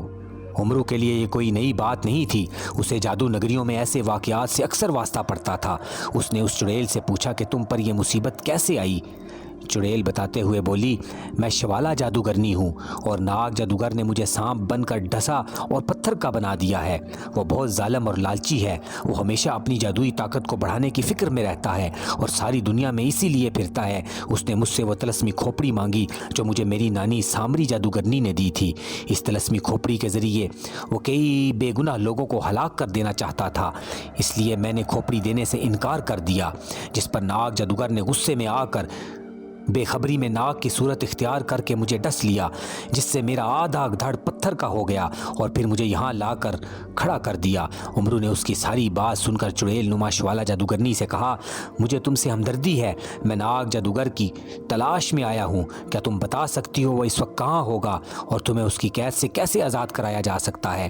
شوالا جادوگرنی نے کہا، ناگ جادوگر یہاں سے ایک سنہری پرندے کا روپ دھار کر نکلتا ہے اور چاند کی 14 تاریخ کو صرف ایک رات کے لیے یہاں آتا ہے۔ میری رہائی اسی طرح ممکن ہے کہ ناگ جادوگر کو ہلاک کر دیا جائے، یا یہاں سے 50 کول شمال کی طرف ایک گھنے پہاڑی جنگل میں ایک چشمہ ہے جس کے پانی کا رنگ سبز ہے، اگر وہ پانی مجھ پر چھڑکا جائے تو میں اصل حالت میں آ سکتی ہوں۔ اسی کے ساتھ ہی جادوگرنی نے منت سماجت کرنے والے انداز میں کہا، تم یہاں تک کیسے پہنچے ہو؟ تم یقیناً بہت بہادر ہو اور سمجھدار ہو، کیا تم مجھے آزاد کراؤ گے؟ عمرو نے پرجوش انداز میں کہا، ظالم کو اس کے کیے کی سزا دینا میری زندگی کا مقصد ہے۔ آج چاند کی 12 ہے، جادوگر کی واپسی 2 دن بعد ہوگی، اس لیے میں پہلے اس چشمے کا پانی لے کر آتا ہوں جس سے تمہیں اس قید سے نجات ملے۔ یہ کہتے ہی عمرو تیزی سے پلٹا اور محل سے باہر نکل کر شمال کی طرف روانہ ہوا۔ اس وقت عمرو سوچ رہا تھا، کافی دن ہو گئے ہیں، خاصے طویل سفر کے بعد ابھی تک ناگ جادوگر سے سامنا نہیں ہوا۔ بادشاہ فیروز یقیناً ہر چڑھے سورج کے ساتھ اس امید پر راہ دیکھ رہا ہوگا کہ آج صحت کی نوید پہنچے گی۔ اس لیے عمرو نے زنبیل سے ایک بار پھر رومال نکالا جس کے ذریعے وہ اپنے دوست ہوا جادوگر سے ملنے گیا تھا، اور نیچے لٹا کر اس پر بیٹھا تو اس نے چھوٹے سے قالین کی شکل اختیار کر لی اور فضا میں اسی پرندے کی طرح تیرتا ہوا آگے بڑھنے لگا۔ اس جادوئی قالین کی رفتار خاصی تیز تھی، اس لیے عمرو کو منزل مقصود پر پہنچنے میں کچھ زیادہ دیر نہ لگی۔ جنگل گھنا تھا، اس لیے وہ نیچے اترا اور پیدل چلنے لگا۔ اسے بہت احتیاط سے آگے بڑھنا پڑ رہا تھا۔ اس احتیاط کی وجہ یہ بھی تھی کہ کہیں کوئی جنگلی جانور اچانک اس پر حملہ نہ کر دے۔ اسے تقریباً 2 گھنٹے تک چڑھائی کا سفر کرنا پڑا۔ پہاڑ پر پہنچ کر عمرو کو چشمہ ڈھونڈنے میں کوئی دقت پیش نہ آئی، کیونکہ اس کا نیچے گرتا ہوا پانی کافی شور کر رہا تھا۔ ایسی جگہوں پر چشموں کے پاس پیاس بجھانے کے لیے آنے والے جانوروں کا آنا جانا رہتا ہے، لیکن عمرو نے وہاں کسی پرندے تک کو نہ دیکھا، جس سے عمرو نے اندازہ لگایا یہ پانی یا تو بہت کڑوا ہے یا ضرر رساں۔ جہاں عمرو چشمے کے پاس پہنچا تو اس نے دیکھا کہ چشمے کا پانی گہرے سبز رنگ کا ہے اور ایسا محسوس ہوتا تھا جیسے کوئی سیال مادہ بہہ رہا ہو۔ اس نے پانی لینے کے لیے ایک بوتل نکالی۔ وہ خوش اور مطمئن تھا کہ یہ مرحلہ بغیر کسی مشکل کے طے ہو گیا، لیکن جو ہی وہ بوتل میں پانی بھرنے کے لیے جھکا، تیز پھنکار نے اسے اپنی جگہ سے فوراً ہٹ جانے کے لیے مجبور کر دیا، اور عمرو کی آنکھیں حیرت سے پھٹی کی پھٹی رہ گئیں، کیونکہ اس کے سامنے 3 سروں والا اژدہا اپنا پھن پھیلائے اس پر حملہ کرنے کے لیے تیار تھا۔ اسی لمحے اسے آواز آئی، اے بے وقوف انسان، تو یہاں کیوں آیا ہے؟ یہ چشمہ دنیا کے سب سے زیادہ طاقتور ناگ جادوگر کی ملکیت ہے۔ عمرو زرد رنگ کے بوڑھے کے تیل کا کمال دیکھ چکا تھا۔ اس نے فوراً وہ شیشی نکالی۔ اس سے پہلے کہ ناگ اس پر حملہ کرے، اس نے فوراً پلٹ کر ایک پتھر پر تیل کے کچھ قطرے ڈال دیے، لیکن سانپ پر اس کا کوئی اثر نہ ہوا، اور سانپ نے پلک جھپکنے میں اسے ڈسنے کی بجائے عمرو کی دونوں ٹانگوں کو پکڑ لیا، اور وہ اس اچانک حملے سے منہ کے بل گر پڑا۔ اس لمحے عمرو کو اپنی ساری چالاکی اور پھرتی بھول گئی۔ جب اس نے سر اوپر کیا تو وہ حیرت انگیز طور پر ایک کمرے میں بند تھا جس کی دیواریں پتھر کی بنی ہوئی تھیں، اور کمرے میں کہیں کوئی دروازہ نظر نہیں آ رہا تھا، صرف ایک چھوٹا سا روشن دان تھا جو کافی اونچائی پر تھا۔ اس میں سے بھی کسی آدمی کا گزرنا ناممکن تھا، اس سے سورج کی چند کرنیں اندر آ رہی تھیں۔ اچانک کہکہاؤں سے کمرہ گونجنے لگا، اور ایک کرخدار آواز نے عمرو کو مخاطب کر کے کہا، بے وقوف انسان، یہاں تو پرندہ پر نہیں مار سکتا، تم کیسے چشمے کا پانی لے جا سکتے ہو؟ عمرو نے کسی خوف یا گھبراہٹ کے کہا، تم کون ہو؟ سامنے آؤ، یہ پانی کسی کو مصیبت سے نجات دلانے کے لیے لینے آیا ہوں۔ کمرہ ایک بار پھر کہکوں سے گونج اٹھا، میں ناگ جادوگر ہوں، اور تم شاید جادوگرنی کو آزاد کرانا چاہتے ہو۔ بیوقوفی پر اب تمہیں اپنی جان سے ہاتھ دھونا پڑے گا۔ مجھ سے اگر پہاڑ ٹکرائے تو وہ بھی ریزہ ریزہ ہو جائے۔ تم کیسے یہ سوچ کر نکلے ہو کہ مجھ سے مقابلہ کرو گے؟ میں دنیا کا سب سے بہادر انسان ہوں۔ عمرو نے غصے بھرے لہجے میں کہا، اے ناگ جادوگر، تو سمجھ لے اب تیرے ظلم ختم ہونے والے ہیں، میں تمہیں تمہارے انجام تک پہنچانے آیا ہوں۔ کہوں کے درمیان ناگ جادوگر پھر بولا، تم مجھے میرے انجام کو پہنچاؤ گے؟ تم اس کمرے میں دیواروں سے ٹکرے مار مار کر ختم ہو جاؤ گے۔ اس کے ساتھ ہی عمرو کو ایسا محسوس ہوا کوئی اژدہا زور سے پنکارا ہو، اور پھر یہ آواز دور ہوتے ہوتے ختم ہو گئی۔ عمرو زیر لب مسکرایا۔ کچھ دیر کے بعد اس نے دیواروں کو ٹٹولنا شروع کیا کہ ضرور یہاں کوئی دروازہ ہوگا، لیکن اسے مایوسی ہوئی اور عمرو کی ساری عیاری اور تراتری دھری کی دھری رہ گئی۔ اگر انسان خدا کو دل سے یاد کر لے تو اپنے بندوں کی مدد ضرور کرتا ہے۔ اس وقت یہی ہوا۔ عمرو نے کہا، اے پروردگار، مصیبت میں مبتلا ایک انسان مدد کے لیے نکلا ہے، تو میری مدد فرما۔ اس کے ساتھ ہی اس نے اس میں عازم پڑھا اور روشندان والی دیوار پر ہاتھ رکھا۔ ایک کھٹکا ہوا اور ایک بہت بڑا پتھر وہاں سے ہٹ گیا، جس میں سے عمرو وہاں سے باہر نکل سکتا تھا۔ جب وہ وہاں سے باہر آیا تو عین چشمے کے کنارے موجود تھا۔ اس وقت اسے وہاں کوئی نظر نہ آیا۔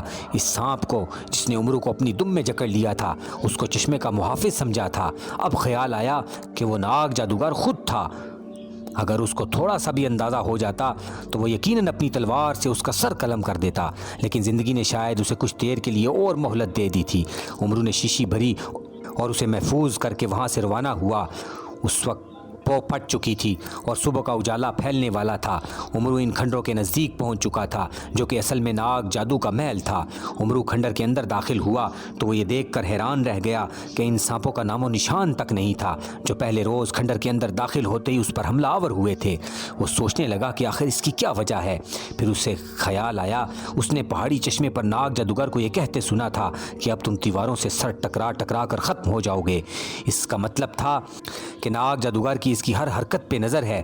یہ سوچتے ہی اسے شوالا جادوگرنی کا خیال آیا کہ ناگ جادوگر نے کہیں اسے ختم نہ کر دیا ہو۔ وہ تیزی سے ادھر ادھر دوڑنے لگا جدھر شوالا جادوگرنی قید تھی۔ جب وہ وہاں پہنچا تو شوالا جادوگرنی اسی حالت میں وہاں موجود تھی اور اس کی آنکھوں سے آنسو گر رہے تھے۔ عمرو کو دیکھتے ہی جادوگرنی بولی، مجھے جلدی سے اس مصیبت سے نجات دلاؤ۔ عمرو نے آگے بڑھ کر جادوگرنی پر پانی چھڑکا تو ایک دم سارے کمرے میں دھواں بھر گیا۔ دھواں چھٹا تو جادوگرنی اپنی اصلی حالت میں تھی اور اب اس کا چہرہ بھی ڈراؤنا نہیں تھا۔ اس کے ساتھ ہی اس نے منہ ہی منہ میں کچھ بڑبڑا کر جنگلے پر پھونک ماری تو جنگلہ پانی بن کر بہہ گیا۔ وہ کمرے سے باہر نکلی۔ اس نے عمرو کا شکریہ ادا کیا اور کہا، تم میرے محسن ہو، بتاؤ میں تمہارے کس کام آ سکتی ہوں؟ عمرو نے کہا کہ ناگ جادوگر نے ایک اچھے انسان بادشاہ فیروز کو بغیر کسی وجہ کے ٹانگوں سے مفلوج کر دیا ہے۔ اس ظلم کی سزا میں ناگ جادوگر کو دینے آیا ہوں۔ تم اس سلسلے میں میری کیا مدد کر سکتی ہو؟ شوالا جادوگرنی نے کہا، آج رات چاند کی 14 تاریخ ہے۔ ناگ جادوگر یہاں محل میں ضرور آئے گا۔ رات ہونے میں ابھی کافی وقت تھا۔ شوالا جادوگرنی سے اپنی جادوئی طاقت سے اڑا کر کوہکاف لے گئی اور اس کی شاندار دعوت کی۔ عمرو کئی دنوں کا بھوکا تو تھا، لیکن وہ کھانے پر اس طرح ٹوٹ پڑا جیسے کئی مہینوں کا بھوکا ہو۔ یہ دیکھ کر شوالا جادوگرنی ہنسنے لگی، لیکن عمرو کھانا کھاتا رہا۔ کھانا کھا کر اس نے خدا کا شکر ادا کیا۔ اس کے بعد شوالا جادوگرنی نے عمرو کو سارے کوہکاف کی سیر کرائی۔ سورج چھننے والا تھا۔ وہ دونوں واپس ناگ جادوگر کے محل میں آئے اور باغ میں چھپ کر بیٹھ گئے۔ سورج کی سنہری کرنیں باغ کے درختوں کی چوٹیوں پر اس طرح پھیلی ہوئی تھیں جیسے ہر طرف سونا بکھرا ہوا ہو۔ عمرو اور جادوگرنی چھپ کر ناگ جادوگر کا انتظار کر رہے تھے۔ وہ ایسی جگہ چھپے ہوئے تھے جہاں سے ناگ جادوگر کا کمرہ صاف نظر آ رہا تھا۔ رات ہوئی، چاند نکل آیا، لیکن ابھی تک ناگ جادوگر کا کہیں پتہ نہ تھا۔ آدھی رات کا وقت تھا۔ ہوا چاند اپنی پوری آب و تاب کے ساتھ چمک رہا تھا اور اس کی ٹھنڈی ٹھنڈی چاندنی میں درخت کے پتے اور پھول وغیرہ ہر چیز خدا کی قدرت کا عجب نظارہ پیش کر رہی تھی۔ اور عمرو اس نظارے کو دیکھنے میں محو تھا کہ اچانک وہی سریلی آواز سنی جو وہ پہلے سنہری پرندے کے اڑنے سے سن چکا تھا۔ دیکھتے ہی دیکھتے وہی سنہری پرندہ ناگ جادوگر کے کمرے میں داخل ہوا۔ عمرو نے چاند کی روشنی میں اس پرندے کو پہچان لیا۔ پرندہ کھڑکی سے اندر آ گیا تھا۔ عمرو اور شوالا جادوگرنی بھی کمرے کے دروازے کی طرف لپکے۔ کمرے میں روشنی کے لیے کئی شمعیں روشن تھیں اور کمرے کے وسط میں ایک عجیب و غریب کرسی رکھی تھی جو کہ انسانی ہڈیوں سے بنی ہوئی تھی۔ کرسی کی ٹیک کے اوپر ایک انسانی کھوپڑی سجائی گئی تھی۔ پرندہ اسی کرسی پر اترا۔ شوالا جادوگرنی دروازے میں رک گئی اور عمرو تلوار سونت کر آگے بڑھا۔ پلک جھپکنے میں پرندے نے انسانی شکل اختیار کر لی اور عمرو یہ دیکھ کر دنگ رہ گیا کہ کرسی پر زرد پہاڑ والا بوڑھا بیٹھا ہوا تھا۔ اس وقت اس کی شکل بے حد مکروہ لگ رہی تھی۔ سرخ سرخ اور باہر کو نکلی ہوئی خوفناک آنکھیں، بڑی بڑی بھویں، لمبی داڑھی، گنجا سر، گلے میں اس نے ایک انسانی کھوپڑی لٹکا رکھی تھی اور دائیں ہاتھ میں ایک سانپ پکڑا ہوا تھا۔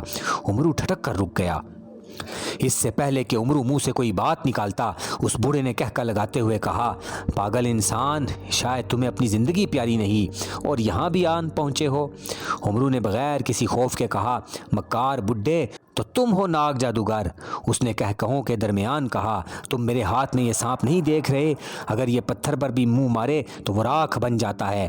میں ایسے 10 سانپوں کا ناشتہ کرتا ہوں۔ اگر میرے ناخن سے ہاتھی کے جسم پر بھی معمولی سی خراش آ جائے تو وہ پل بھر میں دوسری دنیا میں پہنچ جائے گا۔ تمہیں کیسے جرت ہوئی ہے کہ میرے سامنے تلوار سونت کر کھڑے ہو؟ عمرو کے دماغ میں فوراً یہ بات گونجی، اگر یہ ناگ جادوگر ہے تو ہوا جادوگر نے مجھے اس کے پاس کیوں بھیجا؟ اور اس کے ساتھ ہی ناگ جادوگر کے کہوں کا نہ ختم ہونے والا سلسلہ شروع ہو گیا۔ عمرو نے گرج کر کہا، ظالم جادوگر، سانپ چاہے جتنا زہریلا کیوں نہ ہو، آخر اسے بھی ایک دن موت کا مزہ چکھنا پڑتا ہے۔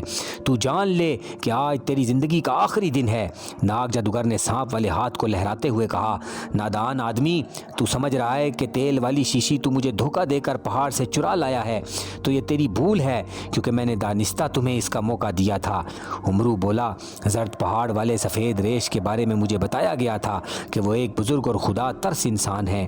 ناگ جادوگر نے کہا، تم نے ٹھیک سنا ہے، لیکن میں نے اس بڈھے کو 6 ماہ پہلے ہلاک کر دیا تھا۔ اس پہاڑ پر میں نے اس لیے قبضہ کیا کہ میں وہاں رہ کر اپنے راستے کی سب سے بڑی رکاوٹ ہوا جادوگر کو ہمیشہ کے لیے ختم کر دینا چاہتا تھا، تاکہ ساری دنیا کے جادوگر مجھے ہی اپنا شہنشاہ تسلیم کر لیں، اور یہی میری زندگی کی سب سے بڑی خواہش ہے۔ عمرو کے سامنے ناگ جادوگر کے ظلم کی ایک نئی تصویر آئی۔ اس نے کہا، میں تمہیں ہوا جادوگر تک پہنچنے سے پہلے ہلاک کر دوں گا۔ اور جیسے ہی اس نے تلوار ہوا میں لہرائی، ناگ جادوگر نے ہنستے ہوئے کہا، تم کس ہوا جادوگر کی بات کر رہے ہو؟ اور اس کے ساتھ ہی اس نے ہاتھ سے اشارہ کیا اور پلک جھپکنے میں کمرے میں ایک بڑا سا پنجرا موجود ہوا، جس میں ہوا جادوگر زنجیروں سے بندھا ہوا قید تھا۔ یہ دیکھ کر ایک دفعہ تو عمرو کے ہوش اڑ گئے۔ ایسے میں وہ سوچنے لگا کہ اس زبردست آدمی پر قابو پانا کچھ آسان نہیں۔ ہوا جادوگر نے پنجرے کے اندر سے چلا کر کہا، عمرو میرے دوست، خدا کے لیے مجھے اس ظالم کے پھندے سے بچاؤ۔ عمرو کی کیفیت اس وقت دیکھنے کے قابل تھی۔ اس کی سمجھ میں نہیں آ رہا تھا کہ کیا قدم اٹھائے۔ اس کے ذہن میں فوراً ایک ترکیب آئی کہ انسان غصے میں کچھ لمحوں کے لیے اپنے ہوش و حواس کھو بیٹھتا ہے۔ اگر ناگ جادوگر کو غصہ دلایا جائے تو اس لمحے اس پر قابو پانے کی کچھ ترکیب ہو سکتی ہے۔ اس نے کہا، ناگ جادوگر، تم اپنی بہادری کے زبانی قصے تو بہت سنا رہے ہو، مگر تم نے بادشاہ فیروز پر ظلم کر کے بہت بڑی بزدلی کا ثبوت دیا ہے۔ عمرو کی ترکیب کامیاب رہی۔ جادوگر نے غصے سے چلاتے ہوئے کہا، پاگل انسان، تم مجھے بزدل کہتے ہو؟ میں اگر چاہوں تو اپنی انگلیوں پر ساری دنیا کو نچا سکتا ہوں۔ بادشاہ فیروز کے پاس میں ایک دفعہ اپنی ایک ضرورت لے کر گیا تھا۔ اس وقت ہم دونوں دوست ہوا کرتے تھے، لیکن فیروز نے اپنے بادشاہ ہونے کے تکبر میں میری ضرورت کو حقارت سے دھتکار دیا۔ اس وقت میرے پاس یہ طاقت اور قوت نہیں تھی۔ میں نے اب فیروز سے اس بے عزتی کا بدلہ لیا ہے۔ اگر میں چاہتا تو اسے جان سے مار دیتا، لیکن میں نے پرانی دوستی کا تعلق رکھا۔ عمرو نے اس کا مذاق اڑانے والے انداز میں کہا، یقیناً تم نے دوستی کے پاک جذبے کا خوب بھرم رکھا ہے کہ لوگ دوستوں سے نفرت کرنے لگیں۔ ناگ جادوگر نے چیتے کی طرح بپھرتے ہوئے کہا، چپ رہو، تم کیا مجھے سبق پڑھانے آئے ہو؟ اس وقت جادوگر کا جسم غصے سے لرز رہا تھا۔ اس کی لال انگارہ آنکھیں تقریباً بند تھیں۔ عمرو کو شاید اس لمحے کا انتظار تھا۔ اس نے آگے بڑھ کر تلوار کا بھرپور وار کیا۔ تلوار ناگ جادوگر کی گردن کو کاٹتی ہوئی نکل گئی، لیکن جادوگر کے کہکہوں نے ششدر کر دیا، جیسے اس نے تلوار کا وار کھڑے پانی پر کیا ہو۔ لیکن ایک ساتھ بھی ضائع کیے بغیر دوسرا وار بھی کر دیا، وہ بھی کارگر ثابت نہ ہوا۔ عمرو جان گیا کہ ناگ جادوگر پر تلوار کا وار ایسا ہے جیسے پانی کو کاٹنے کی ناکام کوشش ہو۔ عمرو اچھل کر پیچھے ہٹا، لیکن اس سے قبل کہ وہ کسی خاص تدبر کے تحت جادوگر پر قابو پاتا، جادوگر نے اس کی طرف ٹکٹکی باندھ کر جو گھورا تو عمرو ایک دم کمر تک زمین میں دھنس گیا۔ اس کی تلوار اور زنبیل دور جا گرے۔ اب تو جادوگر کے کہکہوں میں شدت آ گئی اور اس نے ہاتھ میں پکڑے ہوئے سانپ کو زمین پر چھوڑ دیا۔ سانپ پھن اٹھائے عمرو کے سامنے جھومنے لگا۔ اس وقت عمرو کی بے بسی اور بے چارگی دیکھنے کے قابل تھی۔ اسے اپنی موت آنکھوں کے سامنے ناشتی ہوئی نظر آئی۔ سانپ زور سے پھنکارا اور چاہتا تھا کہ عمرو کو کاٹ لے کہ دروازے کی اوٹ میں کھڑی ہوئی شوالا جادوگرنی نے اپنے دائیں ہاتھ کو اوپر اٹھایا تو اس میں سے آگ کا ایک شعلہ سا نکل کر سانپ پر گرا اور سانپ دیکھتے ہی دیکھتے جل کر بسم ہو گیا۔ ناگ جادوگر، جو شاید اس لیے ناگ جادوگر مشہور تھا کہ وہ اپنے دشمنوں پر سانپوں کے ذریعے حملہ کرتا تھا، اس وقت وہ شاید کسی تیسرے آدمی کی موجودگی سے بے خبر تھا۔ وہ سانپ کی حالت دیکھ کر فوراً اپنی جگہ سے اٹھا اور شعلہ بار آنکھوں سے دروازے کی طرف لپکا، لیکن وہ نہیں جانتا تھا کہ عمرو چاہے کتنی بڑی مصیبت میں گرفتار ہو، وہ کسی اچھے موقع کو ہاتھ سے نہیں جانے دیتا۔ جیسے ہی جادوگر اس کے قریب سے گزرا، اس نے اس کی ٹانگ کھینچ لی۔ جادوگر دھڑام سے منہ کے بل گرا اور اس کے ناک اور منہ سے خون بہنے لگا۔ پنجرے میں بند ہوا جادوگر اپنی تکلیف کو بھول کر دل کھول کر ہنسنے لگا۔ اب تو ناگ جادوگر غصے سے پاگل ہوا جاتا تھا۔ وہ چاہتا تھا کہ عمرو کی گری ہوئی تلوار سے عمرو کا سر اڑا دے، لیکن شوالا جادوگرنی نے سامنے آتے ہوئے کہا، ناگ جادوگر، تم نے مجھے کئی مہینے تک پتھر کا مجسمہ بنا کر قید میں رکھا، لیکن اب تم یہاں بچ کر نہیں جا سکتے۔ ناگ جادوگر اسے دیکھ کر ٹھٹکا۔ شوالا جادوگرنی نے منتر پڑھ کر پھونک جو ماری تو آگ کے ایک ہالے نے ناگ جادوگر کو گھیرے میں لے لیا۔ ناگ جادوگر کو اس گھیرے سے نکلنا کوئی مشکل بات نہ تھی۔ اس نے انگلی کے اشارے سے اس حلقے کو توڑ دیا۔ اتنی دیر میں شوالا جادوگرنی نے ہوا جادوگر کو آزاد کر دیا۔ ہوا جادوگر نے کہہ کر لگاتے ہوئے کہا، میرے دوست، عمرو نے ٹھیک ہی کہا تھا، آج تمہاری زندگی کا آخری دن ہے۔ ناگ جادوگر نے کسی پریشانی کے بغیر کہا، جیسے ہزار جادوگر بھی میرا کچھ نہیں بگاڑ سکتے، البتہ یہ محل تمہاری قبر ضرور بن جائے گا۔ اسی لمحے ہوا جادوگر نے ناگ جادوگر سے چھپا کر ایک سبز رنگ کی گیند عمرو کی طرف لڑکا دی۔ جیسے ہی عمرو نے گیند کو پکڑا، وہ زمین سے باہر آ گیا اور ایک لمحہ ضائع کیے بغیر اس نے اپنی تلوار اور زنبیل اٹھائی اور ناگ جادوگر کے عقب میں اس پر اس طرح جھپٹا جیسے باز اپنے شکار پر جھپٹتا ہے۔ ناگ جادوگر شاید اس سے بے خبر نہیں تھا اور عمرو کے ساتھ بھی یہی ہوا جو کچھ دیر پہلے ناگ جادوگر کے ساتھ ہو چکا تھا، یعنی وہ منہ کے بل زمین پر آ رہا، لیکن اس نے اٹھنے میں دیر نہ لگائی۔ ناگ جادوگر نے جیسے ہی اپنے تینوں دشمنوں کو اپنی طرف بڑھتے دیکھا تو وہ اپنے دائیں پاؤں پر کھڑے کھڑے تیزی سے گھوما۔ اس کے ساتھ ہی چاروں طرف اندھیرا پھیل گیا۔ اندھیرے کی چادر پھٹی تو ناگ جادوگر کا وہاں نام و نشان تک نہیں تھا اور وہ تینوں ایک دوسرے کا منہ دیکھ رہے تھے۔ ہوا جادوگر اور شوالا جادوگرنی یہ کہتے ہوئے وہاں سے تیزی کے ساتھ روانہ ہو گئے کہ وہ یقیناً زرد پہاڑ کی طرف گیا ہوگا، لیکن عمرو کچھ اور ہی سوچ رہا تھا۔ عمرو ہوا جادوگر اور شوالا جادوگرنی کی طرح محل سے نہ گیا، بلکہ رات کا آخری پہر اور پورا دن باغ میں درختوں کے ایک جھنڈ کے پیچھے چھپ کر گزار دیا۔ عمرو کی عیاری کی وجہ سے اس کا ذہن ہر بات کو تیزی سے سوچتا تھا۔ اس وقت بھی اس کے ذہن میں کسی گوشے میں یہ بات یقین حد تک بیٹھی ہوئی تھی کہ ناگ جادوگر گزشتہ رات محل سے باہر نہیں گیا، کیونکہ وہ اتنا بیوقوف نہیں ہو سکتا کہ اپنے ٹھکانے سے نکل کر کسی غیر محفوظ مقام پر اپنے دشمنوں شوالا جادوگرنی اور ہوا جادوگر کے جال میں آ جائے، جو کہ انتہائی غصے کے عالم میں اس کی تلاش میں نکلے تھے۔